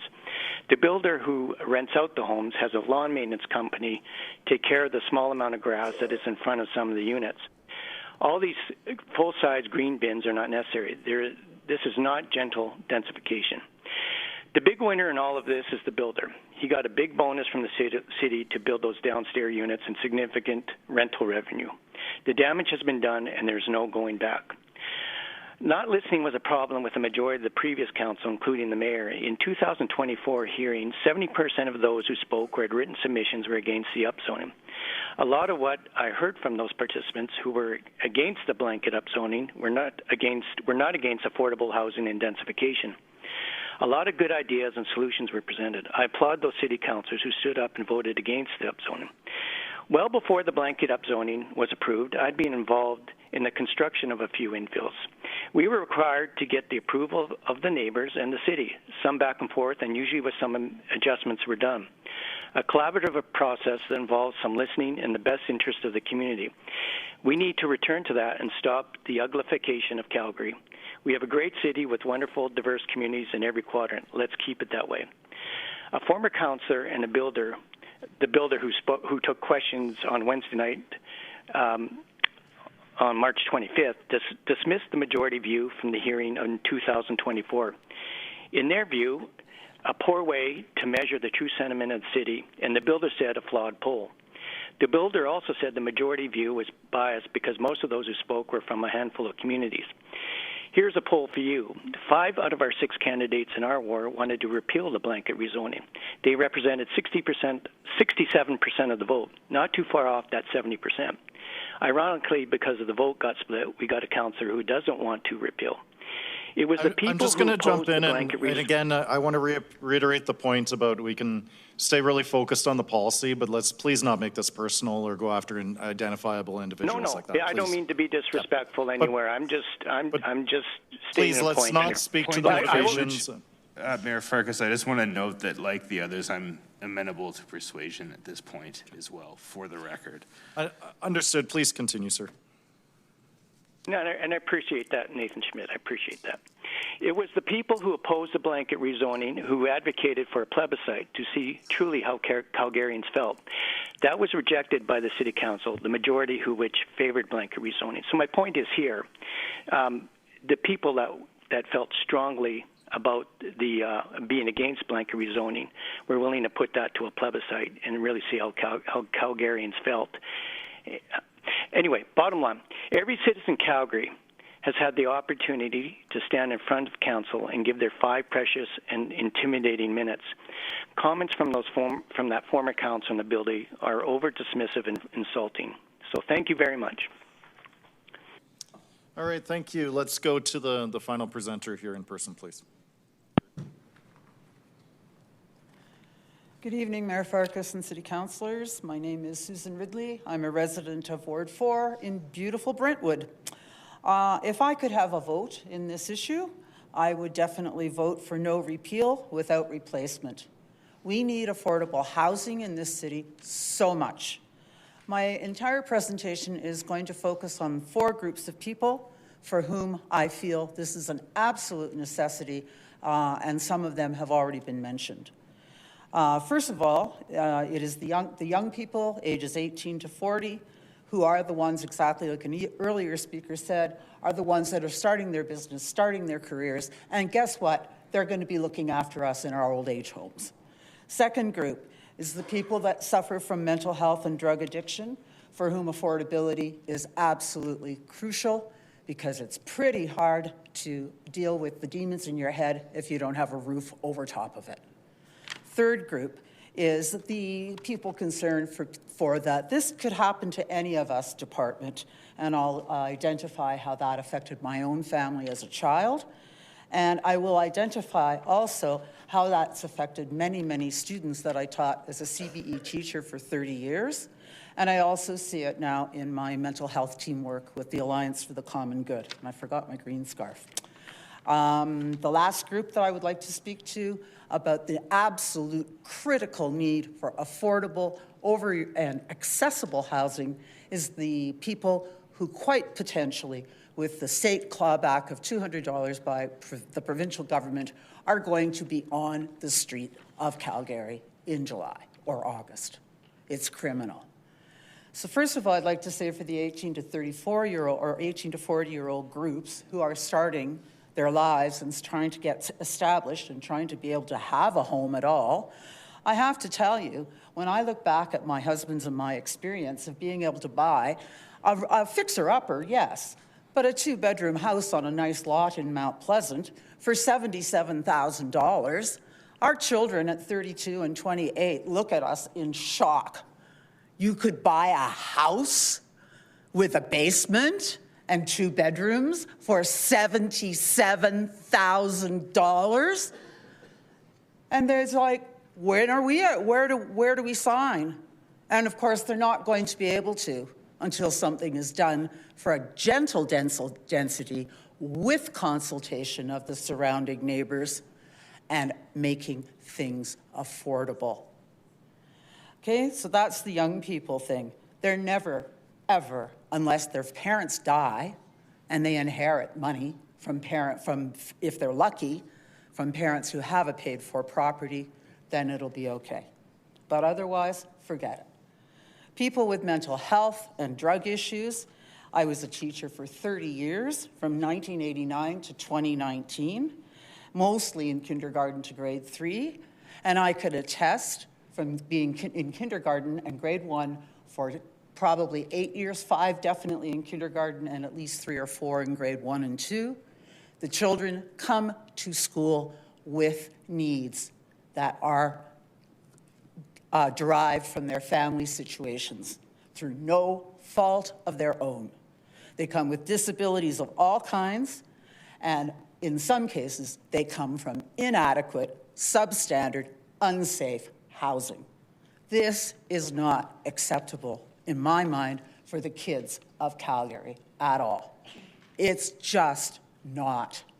Nor is it okay for their parents to have to fight tooth and nail, pay through the nose for rent because there's no affordable housing and they're struggling with their own issues. That can stem from any number of things. Trauma, inability, broken families that they came from, no idea of how to parent because their parents didn't know how to parent, et cetera, et cetera. The list goes on and on. And we are supposedly one of the fastest building. We are the fastest building jurisdiction in the country. Give me a break. There is no affordable housing. This could happen to anyone in any one department. Story from my own family. My father committed suicide when I was 4. My oldest brother was 14. My other brother was 11 and a half.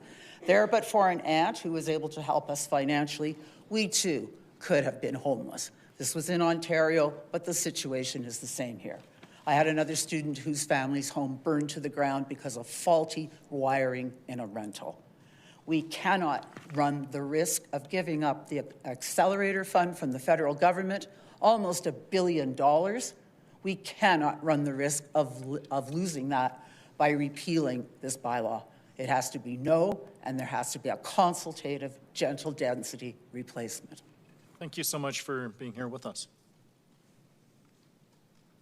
So that concludes this panel. We'll now assemble our next panel. I'll bring up Alice Lamb, Joanne Atkins, Melanie Swales, and anyone. I'll prioritize the folks who are here in the chamber. So if you are on the phone, you can continue to watch our proceedings, but I won't be calling any of the other folks on the phone, just out as a courtesy. We've had many people who have been in the chamber for many hours with us. So just as we wrap up the night, I'll be going to folks that are in the room here with us.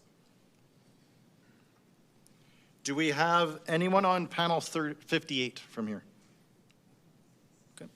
In the audience, do we have anyone else from 59? 60? Great. Come on down, Marion.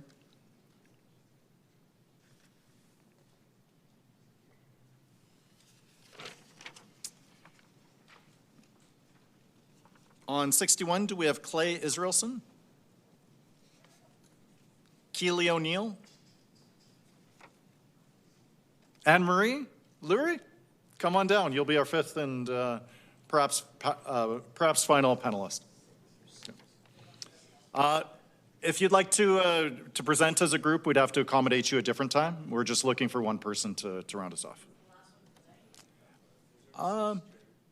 Okay. Actually, we already have 5, so false alarm.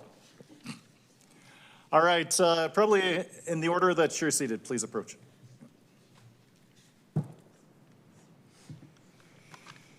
Happy Friday evening, Mayor Farkas and Friday. members of council. My name is Leslie Farrar, and I am the secretary of the Palliser Bayview Pump Hill Community Association. The PBPCA submitted a letter separately, and we also signed the Calgarians for Thoughtful Growth letter. So I'm here today just representing myself. I'm here today not to argue against growth, but to ask a very simple question. What happens when a city that took 129 years to grow its first million people tries to add the next people in just 26? And in fact, 500,000 in just the last 5. Because that's where Calgary's at right now.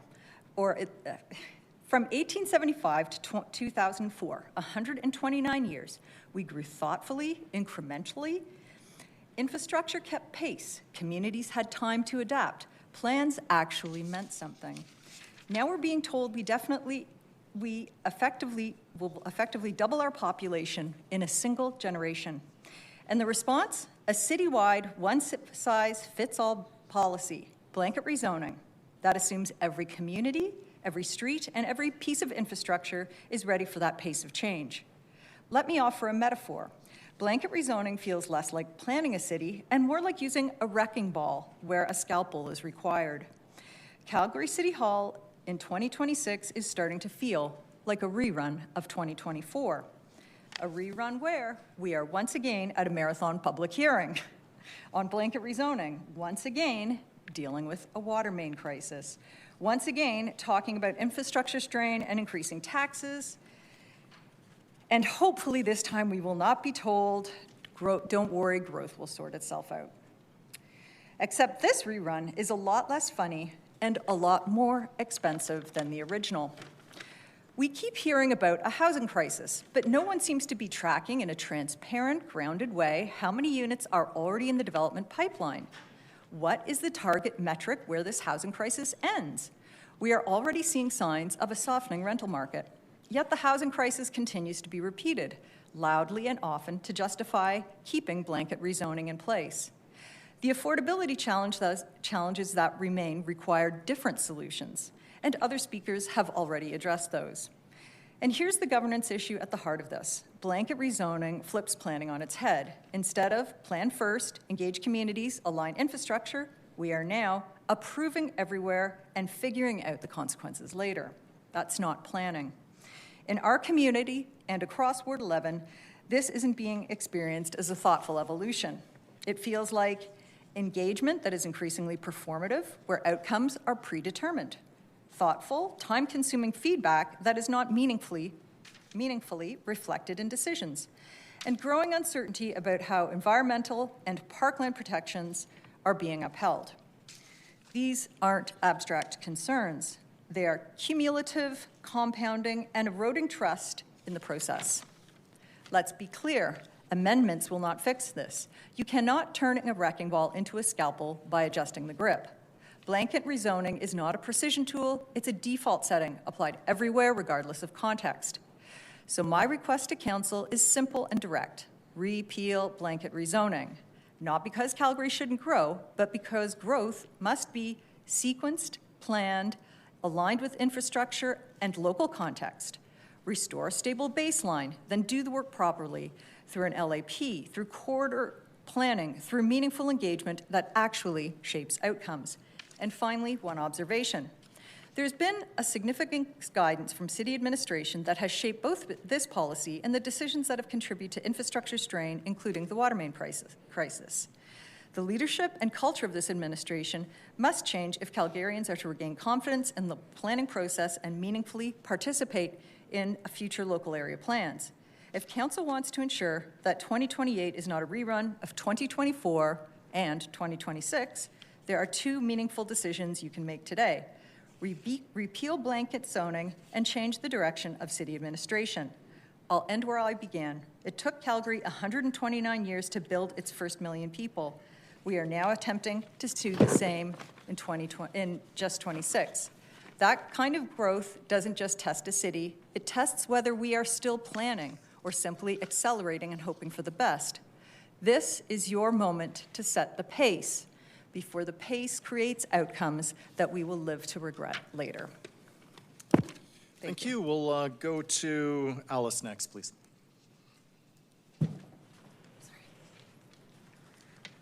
I thought I got to wait because I was the last in line. Hello, Mayor and Council. My name is Alice Lamb. I'm a born and raised Calgarian. I live in Ward 8, but I volunteer and work in property management in my day job all around the city, representing small businesses, about 200 of them among 40 buildings in Calgary. In my free time, I basically volunteer all the time with nonprofit initiatives that support reducing poverty in Calgary and isolation. I think that we all agree the job before you is not easy. There is a need for more taxes and at the same time a need for more homes. There's a desire to grow, there's a desire to go back in time, and it's overwhelming to know which side to listen to. I've been volunteering hosting Chinatown tours to share the history of our neighborhood for a decade for over thousands of Calgarians. And there's a story I'd like to share with you guys today. Over 100 years ago, Chinese families in Calgary were pushed out of the neighborhoods that they lived. Their first one was right across the street where Arts Commons is, and the second one was along 10th Avenue where the new Truman development is. They didn't want to be pushed out anymore as renters. They wanted a place to call their own. So what did? They saved up money, they pooled their money together, and they bought a piece of land in what is now known as Chinatown. They applied for a permit, and what do you think happened? The city councilors said no, especially one in particular, James Short. You may remember there's a parking lot named after him that's no longer named after him because of his discrimination against this community. They were told that the residents didn't want that kind of person in their neighborhood because it would change the character of the neighborhood. I'm not making this up. This is literally in news articles. They called them very discriminatory names that I will not repeat here, but they were told to go somewhere else. We want you guys to have a place to live, but maybe you should be living in Ramsey, or maybe you should live in Ogden instead, far away from the downtown, especially where Councillor James Short lived. They were told it wasn't the right spot for it. So, you know, learning this history and telling it to people, this all kind of sounds familiar. But the Chinese community didn't budge. They stayed, they lobbied, they stood up, and they spoke at a public hearing.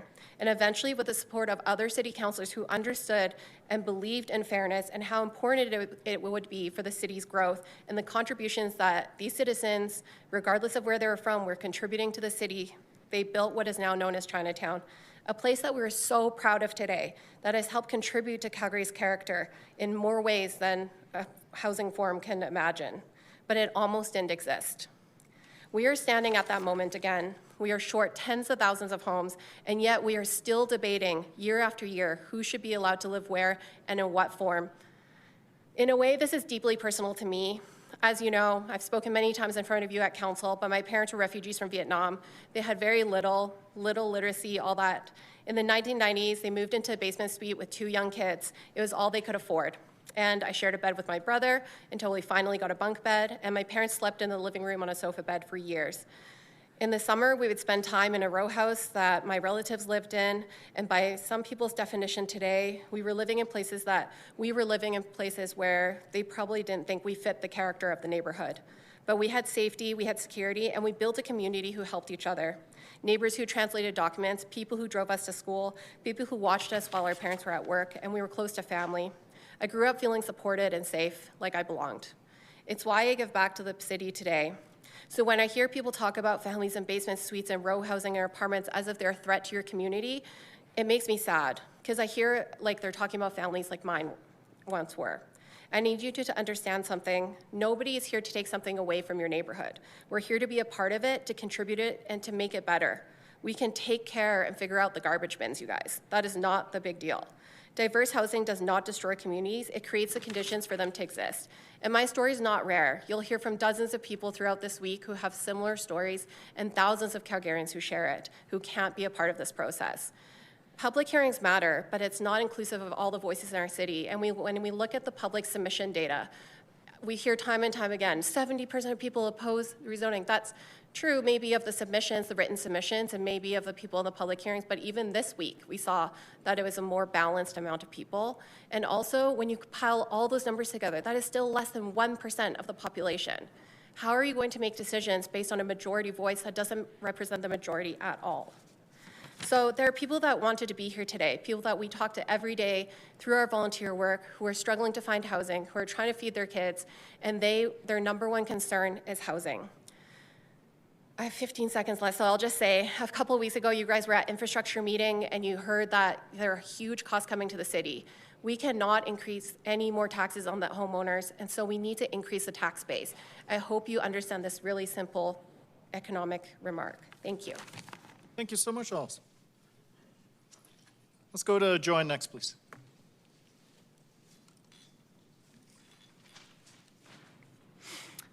Good evening. My name is Joanne Atkins, and I'm representing the Varsity Community Association in favor of the repeal of blanket rezoning. We have two submissions, one of which is contained in the agenda and the other which was submitted late. I hope you have a chance to read those, as it's impossible to cover each topic in 5 minutes.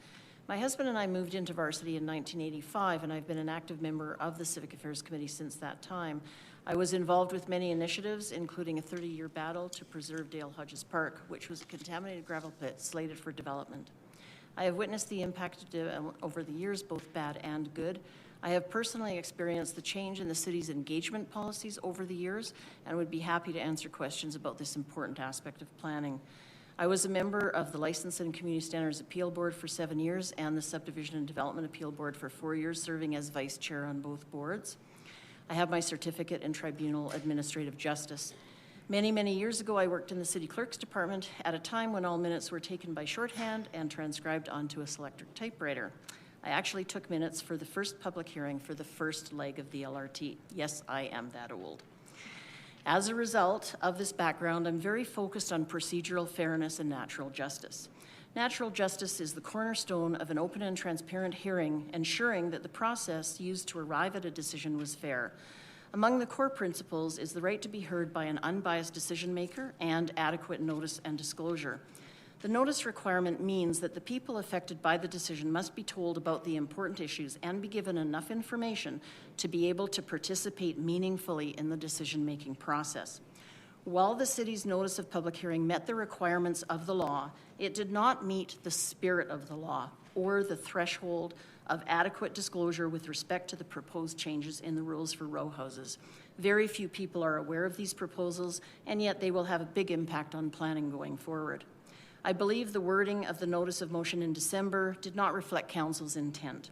The directions to administration conflated two separate issues: the repeal of blanket rezoning and changes to the rules for row houses. Both are important, but they are separate issues and must be dealt with independently of each other. Looking at the summary in attachment 4 in your agenda, the first issue is the repeal of blanket rezoning, which includes items 1, 2, and 3.10. Since 3.9 is a housekeeping issue, it could also be included. These items should be debated and voted on first.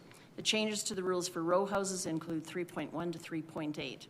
It is clear there needs to be more engagement and consultation with the development industry, community groups, planners, architects, people with expertise in accessibility, affordability, and mobility, engineers, lawyers, and the public. A working group comprised of people from all these diverse points of view should be established to look at the recommendations in detail and make recommendations to Council before debate and voting.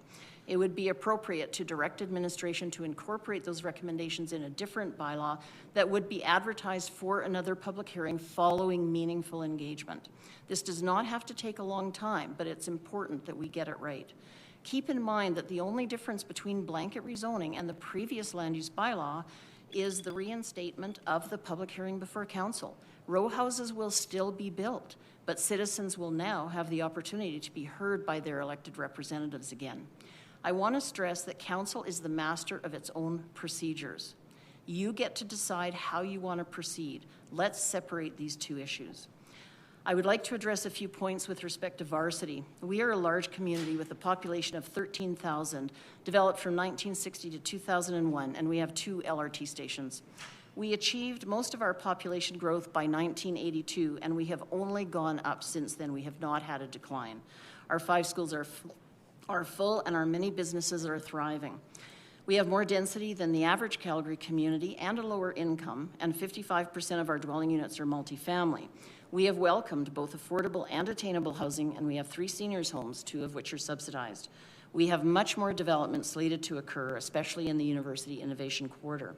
We have a great diversity of land uses and housing types in Varsity that we highly value. I have heard people state that blanket rezoning only impacts less expensive homes at the end of their life expectancy, but this is not true. We have had a dozen applications for row houses and subdivisions in Varsity, with a few on very expensive cul-de-sacs. On a particular property, a developer outbid 5 families by $2,500 on a $1.3 million home. So this is not just affecting tear-down housing stock. These houses are not ready for the landfill. Every community, every established community has been impacted by blanket rezoning, whether that was the intent or not. People have mentioned University District, and I'm involved in that particular planning group. It is an example of the gold standard of engagement. This group is still meeting monthly after 21 years. Thank you so much, Joanne. You're just at time. Thank you. Don't go far. I have Okay, a feeling. thanks. Let's go to Marianne, please.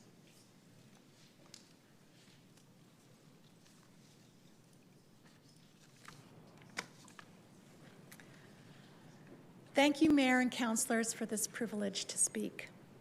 I'm Marianne Schleinig, speaking for myself, who researched and led the way to a retrofit of our home in Varsity to the point of removing the gas supply. I'm speaking for repealing the upzoning. I'm discouraged by the amendments. Of course, something will replace rezoning. We have the Build Canada Homes Act legislated last month, providing opportunities for high performance, affordable housing, scaling community capacity with special considerations for public land, with or without rezoning.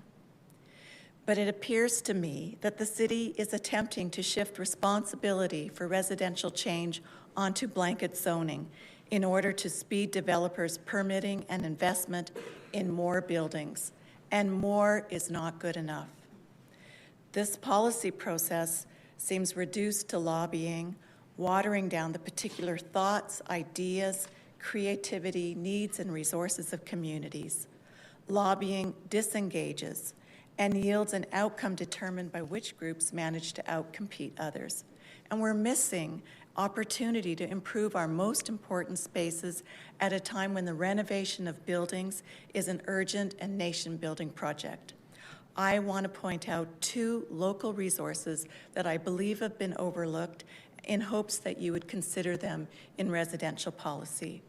First, Associated Engineering is a Calgary double national award-winning firm awarded for the top quality of their work on the economic valuing of Calgary's trees and green spaces that collect and hold water.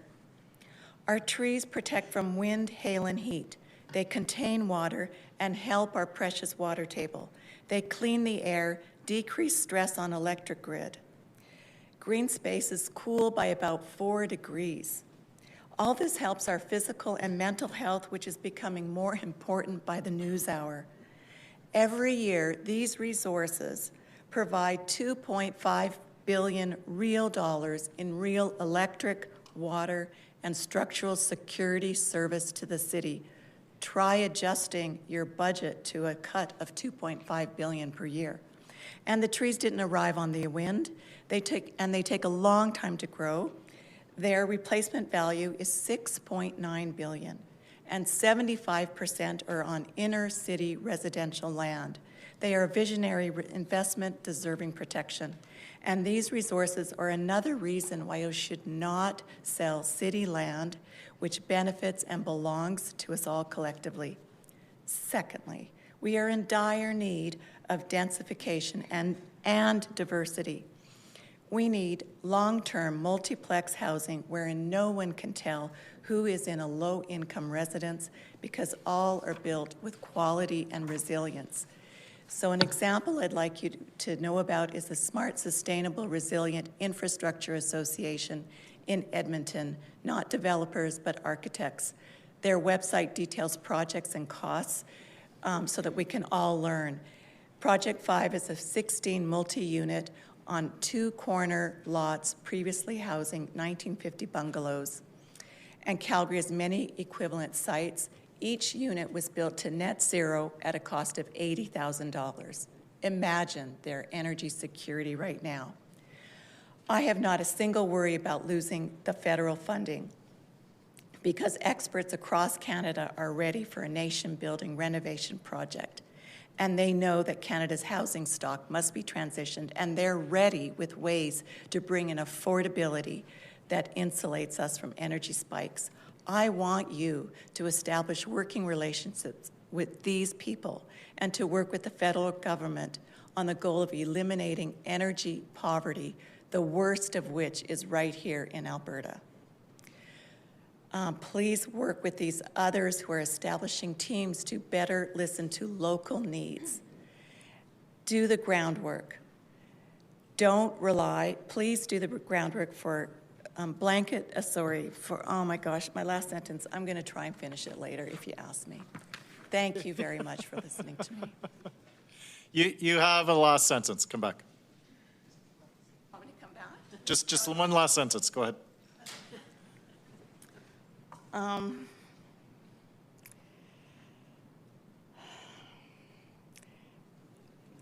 Please do the work for effective retrofitting and build new densification that is not determined by reliance on blanket rezoning and developers' supply-demand beliefs that are really responsible for the intolerable numbers of precarious and unhoused residents.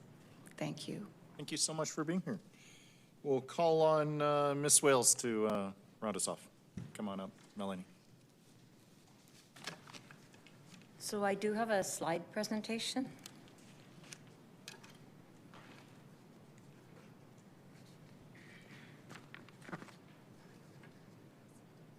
If you can just give us a moment to get sorted.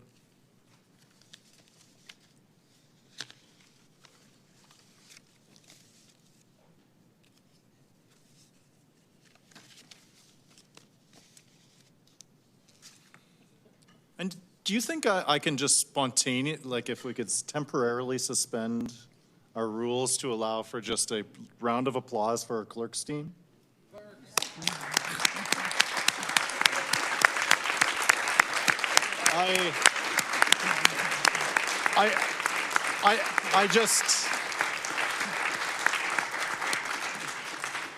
I'm not going to get the chance before everyone leaves, but before I forget, I just wanted to give a shout out to the amazing crew. This is incredibly complicated work when we think about all the various documents and the submissions. When you think of, I think it's thousands and thousands of people who have submitted presentations, letters, PowerPoints, the fact that we can call up a name almost randomly, and within a moment or two, it can be provided on the screen for us. It definitely doesn't go unnoticed. So, Madam Clerk, thank you to your team, and off to you, Melanie, to round off this panel and the final panel for the night. Thank you. Mayor Farkas and City Councillors. My name is Melanie Swales, and I'm here on behalf of the Brentwood Community Association in support of a full repeal of blanket rezoning. The BCA submission is on attachment 33, page 340. We've outlined our concerns about the process and about community awareness, but on my presentation, I'll focus on the built form. Next slide, please. So what could be built next to me? Many speakers have talked about the lack of trust in the development process or how their feedback has never been considered.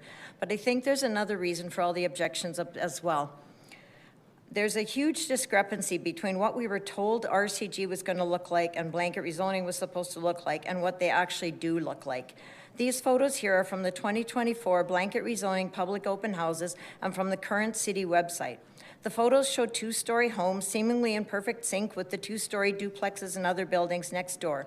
No three-story homes, no overlooking balconies, no views that are anything less than flattering, nice grass and trees. Next slide.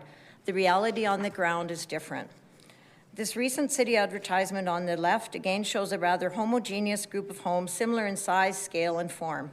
On the city website, we are assured that, quote, the development permit process includes a full internal review, including ensuring the application is in line with policy and land use bylaw rules. Elements of the review include parking, landscaping, unit count, etc. Public comments are reviewed during the process, on and on. It sounds promising. How then did we end up with this? Next slide, please.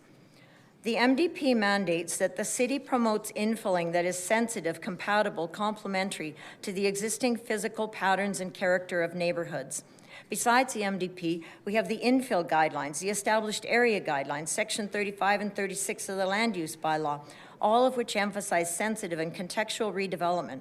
So why are we seeing examples like this? In Brentwood, we're predominantly bungalows. My own house has a roof peak of 12 feet. Yes, 12 feet, not meters. It's a common New West model that exists all over my community. And yet, what kinds of DPs is our community now receiving? Next slide. This proposed building has 12,500 square feet of developed space with over 9,000 square feet above grade. This is on a single lot. There are 29 bedrooms plus 5 office or flex spaces, as well as 25 bathrooms, second floor balconies, etc. How is this gentle density? How could anyone in a bungalow on that street possibly support this? We have strayed so far from the promise of missing middle. Next slide. Just to show you what is included in this building, there are 25 toilets, 10 dishwashers, 10 washers and dryers. Next slide. Which leads me to Toronto, which has recognized the problem and has recently allowed for a maximum of 6 units per lot, which includes secondary suites, plus has capped the total number of bedrooms per building so that there's a maximum of 3 bedrooms per unit. You can never end up with 29 bedrooms on a single lot. Next slide, please. The promise of missing middle was supposed to be for contextual, gradual evolution that is sensitive to scale in existing houses. Change is incremental and respectful of what is next door. You see a logical progression from single family to duplex and to more, but in a logical fashion with no jarring changes. The reality is drastic change with no consideration for existing built forms. Next slide. If you want acceptance of greater density, the density we permit can't look like a foreign invader. That's a great quote from Strong Towns. The density can't look like a foreign invader. It needs to blend with the neighborhood. It's both reasonable and not at all difficult to require that what is built looks like a house instead of a bulk storage unit. Next slide. Also from Strong Towns is the increment of the concept of the next increment of development intensity, meaning that as a rule of thumb, for a neighborhood of single-family homes, the next increment must include duplexes and backyard cottages. In Calgary, going from a single-family house to 8 units in an RCG lies outside of the scope of sensitive or contextual redevelopment. A developer in a brand-new neighborhood would never place a large fourplex plus 4 suites directly next to a single-family home. So why is this supposed to be considered good planning for our established community? Next slide. As for densification, the last census was done in Calgary in 2019. Since then, in Brentwood, we have added significant density, which has been supported by the Brentwood CA. And I'm going to skip ahead. In Calgary, we have a total land supply availability of 440,000 new units in greenfield and brownfield within this existing boundaries. Before we start ripping apart existing neighborhoods, let's focus on the land we already have. Done. Time is up. That's not your first time. That's not your first rodeo. That concludes our final panel, but we do have some requests to speak from members of council. So let's go firstly to Councillor Tyers, please. Joanne? Someone's mic's on. Thank you so much for your presentation. Lovely to see you. Based on your comments, it seems like it's your belief to separate the 2 items for the vote, the repeal and then to return pre-2024 zoning, and then amendments to RCG. Based on your experience, can you kind of like outline how that process will work? Because you did say we are the masters of our own process, so I just love your thoughts on that. Yeah, I mean, there's a couple of ways procedurally that you can do it. You could simply vote to remove those policies that have been embedded in 9P 2026 and direct administration to put them in a new amending bylaw for 1P 2007. You could defer them, so you could vote to defer voting and debate, but I wouldn't want to delay the voting and debate and implementation of the repeal. But I do see them as two separate issues. They're both important. I mean, you know, it's very clear the rules have needed to be amended and reviewed for a long time. But I do think you get into a little bit of trouble when you start to try to debate those on the floor of council without having proper engagement to ask the development industry what is possible, ask communities what makes a difference. You know, perhaps lot coverage should go down to 50%, you know, so those little details need to be debated. And I would say another public hearing is a better way to do that after you've had some consultation, you know, with the various stakeholder groups. So there's a couple of ways I'm sure the city clerk can advise you as to how to do that, but I don't see it as an impossibility to separate those out. That's council's decision. If you want to have two bylaws come forward and defer those others, re-advertise them, all those things are possible to do. So it's really up to council how they want to do it. I would recommend you defer debate and voting just because I really think the public isn't aware of it, and so I think you really have to have proper notice. If you can choose to debate them after you vote on the repeal, you could do it at this public hearing, but I think you run the risk of eroding some trust and maybe not getting the best decision. I think what we want here is the best outcome in terms of redoing the rules. You mean the public isn't aware of like the new They're RCG not aware that definition, the rules, what that means? Yeah, they're aware of the repeal because there's been a lot of publicity. It was an election issue, but I know people want the rules to be changed, but I don't think that the notice that was sent out, like I didn't even know, to be honest, with you, because like December 15th, I followed the live stream up to noon, and so I actually didn't know that these amendments were proposed until quite a bit afterwards. So I think the average member of the public doesn't really know that these have come forward, and I don't think there was adequate, to be fair, I really don't think it was adequate notification to the development industry. You know, they have a vested interest in these, and I think you know, some things are sort of no-brainers, like zero lot lines, but other things really do have an impact, and they've got an impact both on the neighbors and the development industry, and I think we really need to be fair to all of these groups and really carefully look at those, figure out what works, what doesn't work, maybe tweak them a little bit. And I just think this hearing should really be focused more on the repeal, which is really the issue. I think that's what council intended, is to vote on the repeal. The other stuff is important, don't get me wrong. Like, I think it's critically important. I just think it's the process as to how you consider it, what order you consider it in, and what kind of consultation you do, and also what kind of notification you give the public, to be fair. I just want to mention to the members of the public, to make crystal clear, this is our final panel for the night. So if anyone is sitting around off chance for the opportunity to speak, we will be concluding at the end of this line of questioning, and then we'll be back on Monday at 9:30 in the morning. And when we come back at 9:30 in the morning, we'll start from panel 95 onward to those who have registered, and then we'll be doing, again, the catch-up thing later in the day. So you're more than welcome to stay, but I just want to set expectations in case any of you might be sticking around on the off chance that we'll squeeze you in. This is definitely the end. Although, unless council wants to, no. All right, back to you, Councillor Tyers. You have the floor. Are you sure we don't want to put that to a vote? No. Kidding me? Look at the audience. What? Shut up. Just stop. All right. Rude. What? We'll get back to you on the process exactly, but I just wanted to make clear for the people who are in the audience. So sorry to interrupt you guys. I know that there's some people asking if they would still have a chance tonight, but I'm going to say we're going to be done after this panel. Okay, Unless and you guys wanted to you put that said to a vote. 9:30. Do you mean 9:30 Monday? Not to get too convoluted at this point, but given that the public hearing hasn't closed at this point, we'll be going to probably, for the next 5 minutes at least, our regularly scheduled end of the day is 9:30 p.m. We could test council's will and attempt to push further if we wanted to tonight, but I think just out of fairness, it would make sense to be coming back Monday, and that's the next logical open day for council to resume our proceedings. Okay, understood. Point of procedure. Yep, Councillor Chabot, yep. Sorry, there's one way to settle this. We could settle this right now. If we made a motion, and I believe we have to suspend the procedural bylaw to go beyond 9:30, we could make that motion now, see if council's will is to continue on. I'd be happy to make the motion, and this would be an exception to the rule for myself, that I'd be making a motion that I'd be voting against, but only to test council's will.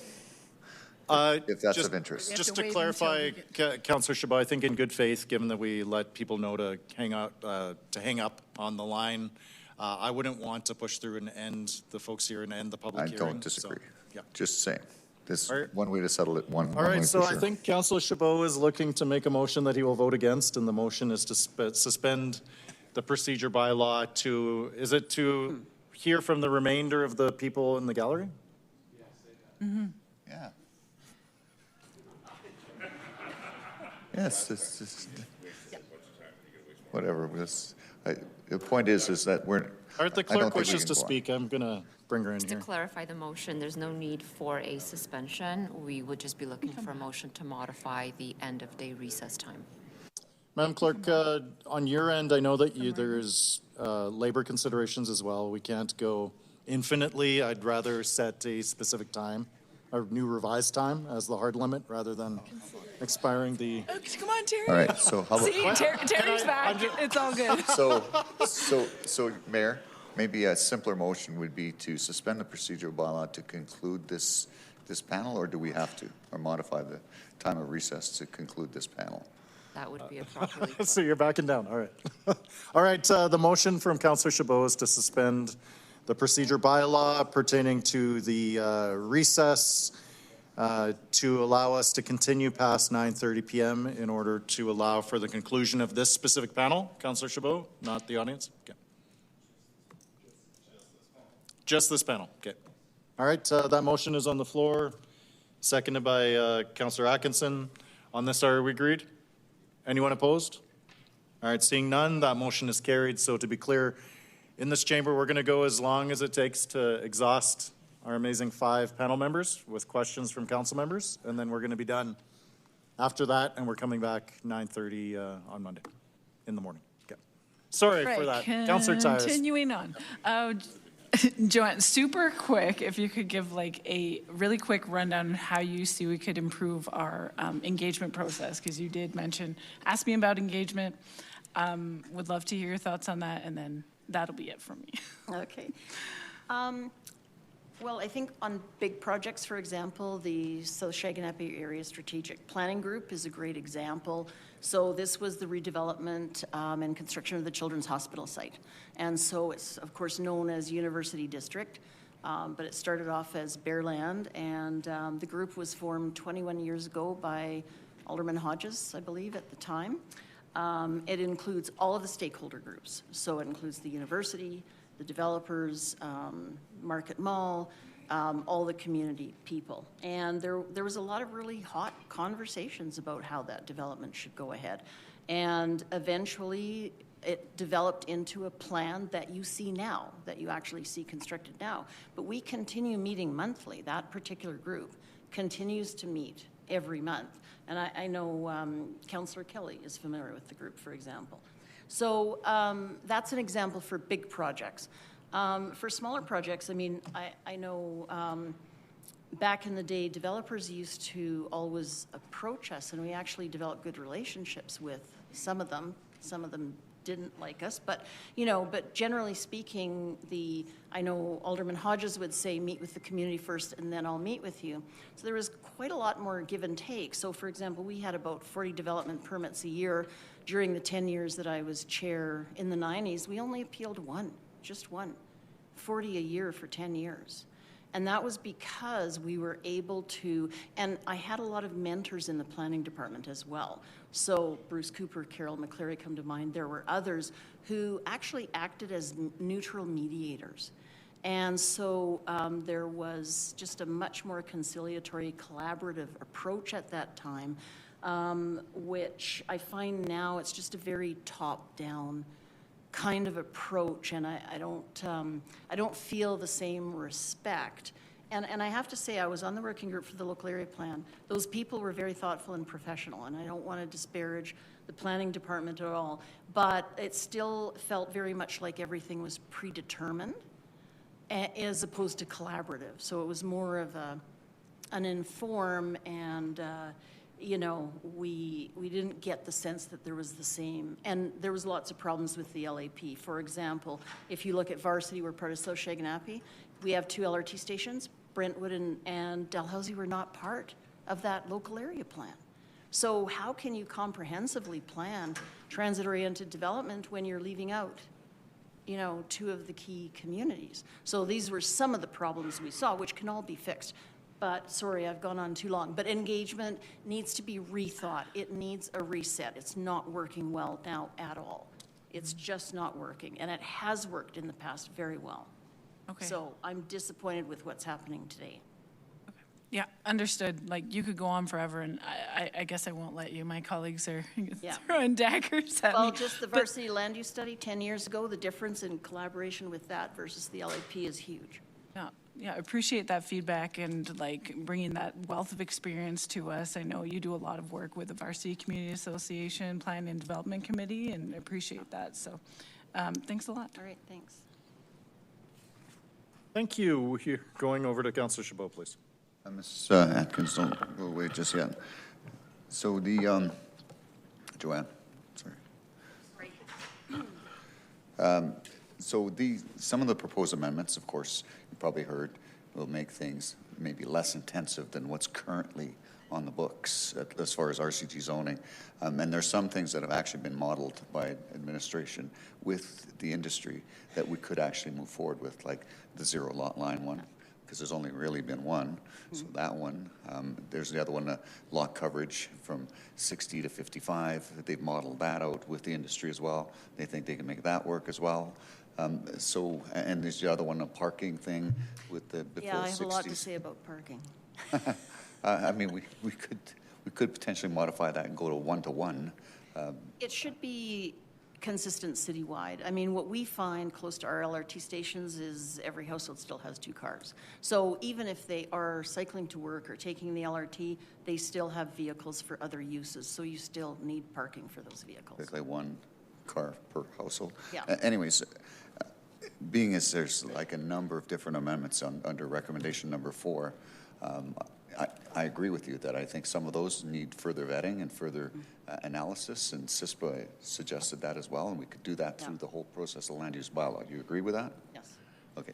But I do think there's still some value in maybe revisiting, or at least looking at some of those to see if we can address them now, sooner Yes, rather I than mean, later. certainly, I guess I would go back to perhaps some of the submissions that the development industry made, and if there's certain things that they agree with and communities also agree with, then perhaps those could be incorporated. But I think the overall really needs to have a careful look. I don't disagree that the majority should have further vetting if council should choose to move forward with the. Yeah, and we're very opposed to, the 0.5 parking, just to be clear. But for example, having a secondary suite and a backyard suite, we're not actually opposed to that.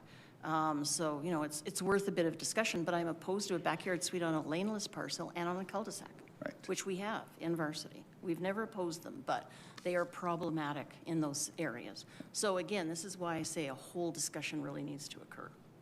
Right. Okay. No, appreciate that. Ms. Swales? Melanie? Come on. So, how do you see the best path forward for sensitive intensification? Because I think we can all agree that we need to intensify, especially some of our older established communities that were designed around 3 to 4 units per acre, single type housing, typologies, non-sustainable, some of those older communities. What's the best path forward to move towards greater sustainability while still being contextually sensitive to the community? I think probably what I've heard over the last couple of years is a greater awareness that, yes, we probably need to densify. I think probably if we'd have had this conversation 4 or 5 years ago, it would have been, no, this is single family only, and we don't want anything other than single family. I think now what I'm hearing is, duplexes make sense, or maybe even duplexes with suites, or, that kind of thing. We could adapt for those. But it has to be contextual. And that's the biggest thing that I hear, is that sensitivity that we're bungalows that are low, so 3-story houses sort of don't work. We have an application in our community right now that's for a permitted contextual duplex. So under RCG, it's a permitted, and we don't even get notified, circulated on it or anything like that. And it's just going to go in there. And I think, great, it's a duplex. It's going to double the density that's there. It probably has suites. It's probably going to be 4 units, but it can fit in. It's 2 stories. It's not 3. It fits in. So I think we can densify gradually, but I think, like Joanne mentioned, in our communities, we also have these big areas that we're looking to develop, such as the University Research Park and the Brentwood TOD area. And that's where we're looking to put development. We had, the one slide I had those 2 big projects that have been put in Brentwood in the last few years, at Northland Mall and at the Brentwood TOD Center. Yeah, perfect. Geez, Clerks is good. But, we've added both of those, and the community has supported those. And the top one, shout out to the people that we worked with on that. There was Devereaux and Hugo Haley from the city. I mean, fabulous. We worked really well with them, and we got this thing built, and with a lot of amendments over time. So I think there is ways of doing it that work really well. It's not just, but what we don't want to see is like this newest application with 25 bathrooms. That's just insane. Yeah, no, that was, looked rather egregious. Anyways, no, thanks for being here, and thanks for providing your years of experience to this board, and to Ms. Atkins and other board members that are here, and actually all the presenters. So thank you all for your perspective. All right, Councillor Kelly, please. Thank you, Your Worship. Just a short 32 questions. No, I'm kidding. Ms. Wales, come on back. While you do that, thanks for the shout out, Joanna, there. I appreciate that. I will say the South Shaganappi Area Planning Group is like a real good example of what fulsome community engagement actually looks like, and the amount of buy-in that's there, and the City of Calgary actively participates in it, which is quite lovely to see as well. Ms. Wales, thank you so much for your presentation. You skipped over a tiny bit in there. The rest of the presentation was so good. I'm wondering if you would share with us that tiny bit that you skipped over, if you'd be willing. What did I skip over? I can't remember. Oh, towards the end? Correct. Right before you wrapped up. Okay, so the very last page, yeah, that one. If you go to the Brentwood community submission, it's on the section 33, and it's on page 350 and 351. It has a detailed breakdown of where those figures are from. And these are from the 2024 presentation, so they might be a little bit different right now, but this is just from that presentation. And what that showed is, and this was from the City of Calgary, that the city has adequate land supply within its boundaries for the next 35 to 49 years, which is sufficient based on current growth needs. That was from a city report when the city withdrew from the annexation of lands from Foothills County. And what it showed is that there's 262,000 units that are already in sort of these areas where we want to development. And then there's vacant planned land, like 40 new communities for another almost 200,000. So we're looking at areas like the University Research Park, like Midfield Trailer Park, the Westbrook Center, of course, Westbrook LRT, of course. We've got all these huge parcels, like Midfield is a really good example, where it's just kind of been sitting there waiting. And so before we start tearing down houses in existing neighborhoods and getting rid of the NOAA housing, naturally occurring affordable housing, let's build up some of these areas and see what the barriers are to getting building happening in those areas.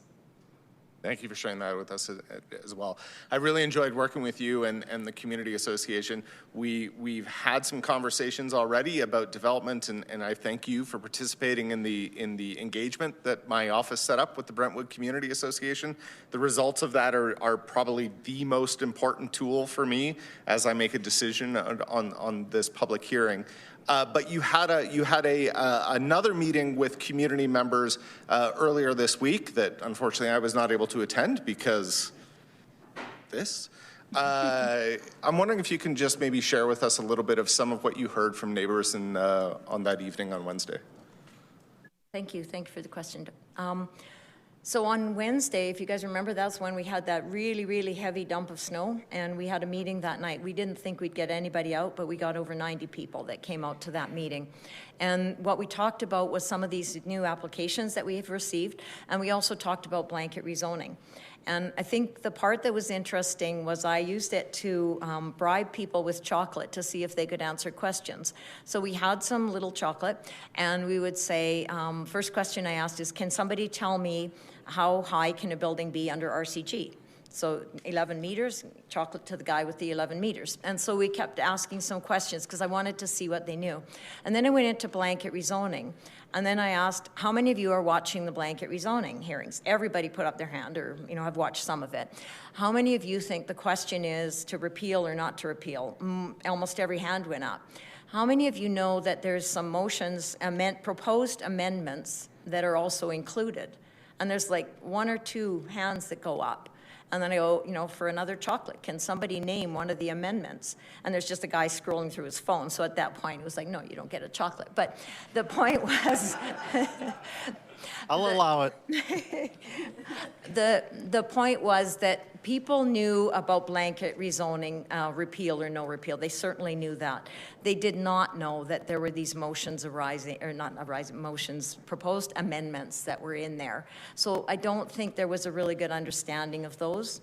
And so the reason I asked is because when we're, as a community association, sort of being asked, well, would you support those proposed amendments?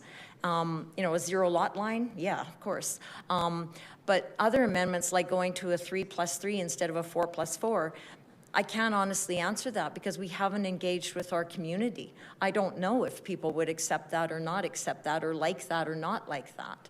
So I think that goes back to what Joanne said, is that, we need to engage, we need to have people's opinions on this. Otherwise, we're just making decisions on the floor again, and we're going to be in the exact same position where people are going, I didn't know about this. Maybe final question for you, just the importance of local area planning in your neighborhood. Can you maybe speak to that? So to be clear, we haven't had a local area plan yet. What I've been hearing, as what has been already said by a lot of the presenters tonight, is that they felt the local area plans were a top-down approach. It was the city coming to tell you more or less what you were getting, as opposed to really a lot of feedback. I think from Brentwood has a station area redevelopment plan, and when that plan was done, it was very, very granular. It's very done, with that specific community. I understand we've got 160 or whatever more communities in Calgary. We can't have that kind of attention and focus on each one, but many years ago, I was in meetings before they started the LAPs, and they asked us, would you be in favor of this plan that was not just your community, but more communities? And we all said, well, it makes sense for Brentwood to work together with Dalhousie and Varsity and things like that when we're talking about transit or LRT, because we've got LRT that's kind of shared between them. But when we're talking about the housing form in Brentwood, we all recognize that houses in Brentwood are quite different from houses in Edgemont or any other community that's near us. So I think the biggest concern with the LAPs is that the lowest form of density in the LAPs is up to an RCG. That is considered the low-scale housing density in there. And everybody wants something that's more granular so that you have, single or doubles or like that chart that I showed for the missing middle. It's very nuanced. Well, when, not if, when we get an LAP for Brentwood, I promise it will not be a top-down exercise. I will do everything in my power to make sure that it is exactly what it is that the neighbors are looking for.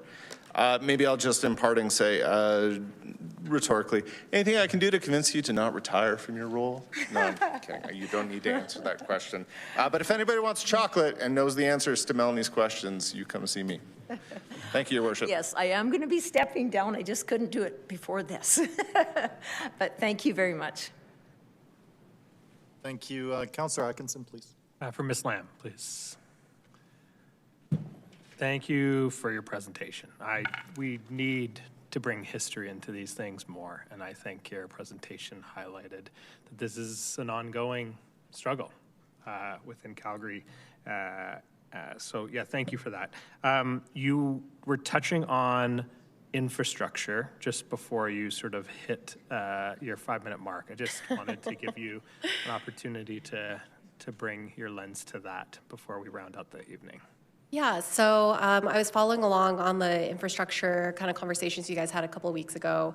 Timeline's kind of blurred because of this week of hearing. Like, I've been here for 8 hours, so I'm kind of like, I don't know if I know all the stats that I want to say, but basically what we've learned is that we have a lot of things that we have to fix, and those things come at a cost, and we will have to raise taxes or find another pool of money somewhere to pay for it. And we also saw from another committee that you guys had that administration was recommending, new communities out in the sprawl area of Calgary to be approved. And a lot of you said, is this the right thing to do? Should we be sprawling, knowing that we want to be growing established cities? But at this point, because of the housing shortage, we have to do both. And so I would love to see, sprawling is not great. I had this whole anecdote about how I missed my Shanghai Noon audition because I eventually lived in Valley Ridge. It was too far for my parents to drive me somewhere. But anyways, it's just, we have to do both. And when you sprawl, that costs money too. So you're using new money to pay for new communities, and yet at the same time, you have stuff that you have to fix in the inner city and in established neighborhoods. And so how are we going to pay for all this if we don't increase the tax base? I know everybody in this gallery, if you don't support keeping rezoning, are you going to support increasing your taxes? That's it. And I know that the small businesses I represent cannot afford that. Perfect. Thank you very much. Yeah. I'm going to jump in one last final time while we have you here, Alice. I think your presentation really resonated with me, perhaps the most of what we've heard this week. And I know it's hard to pick favorites in terms of that. But what I want to ask is, when it comes to representation, right, there's so much challenge to an environment like this as a public hearing. I think a lot about my own family upbringing in East Calgary. I think about my parents, my dad is a refugee. He comes and visits. There's a question, I swear. He does come and visit us, but he's not really literate in that sense that he follows planning, even knows that these opportunities are available. I know that the public sentiment that we hear from the public hearing is representative of the people who come to the public hearing. How do you think, for us sitting in these chairs, we should be thinking about reaching out to those folks who may not even be aware that this kind of conversation is happening? How do you think we should be thinking about representation in terms of doing a good job when it comes to folks that may not have ever had a seat at the table? So this is probably like a 2-hour lecture that I could have on the methodology of community engagement. It's something that I spoke at first 10 years ago in 2016 when we were here in front for Chinatown. And I think that the thing you have to realize is that this isn't just something that was created today, right? Like, the city has been working on an affordable housing strategy for years, if not more than a decade. And they've done engagement throughout all that time.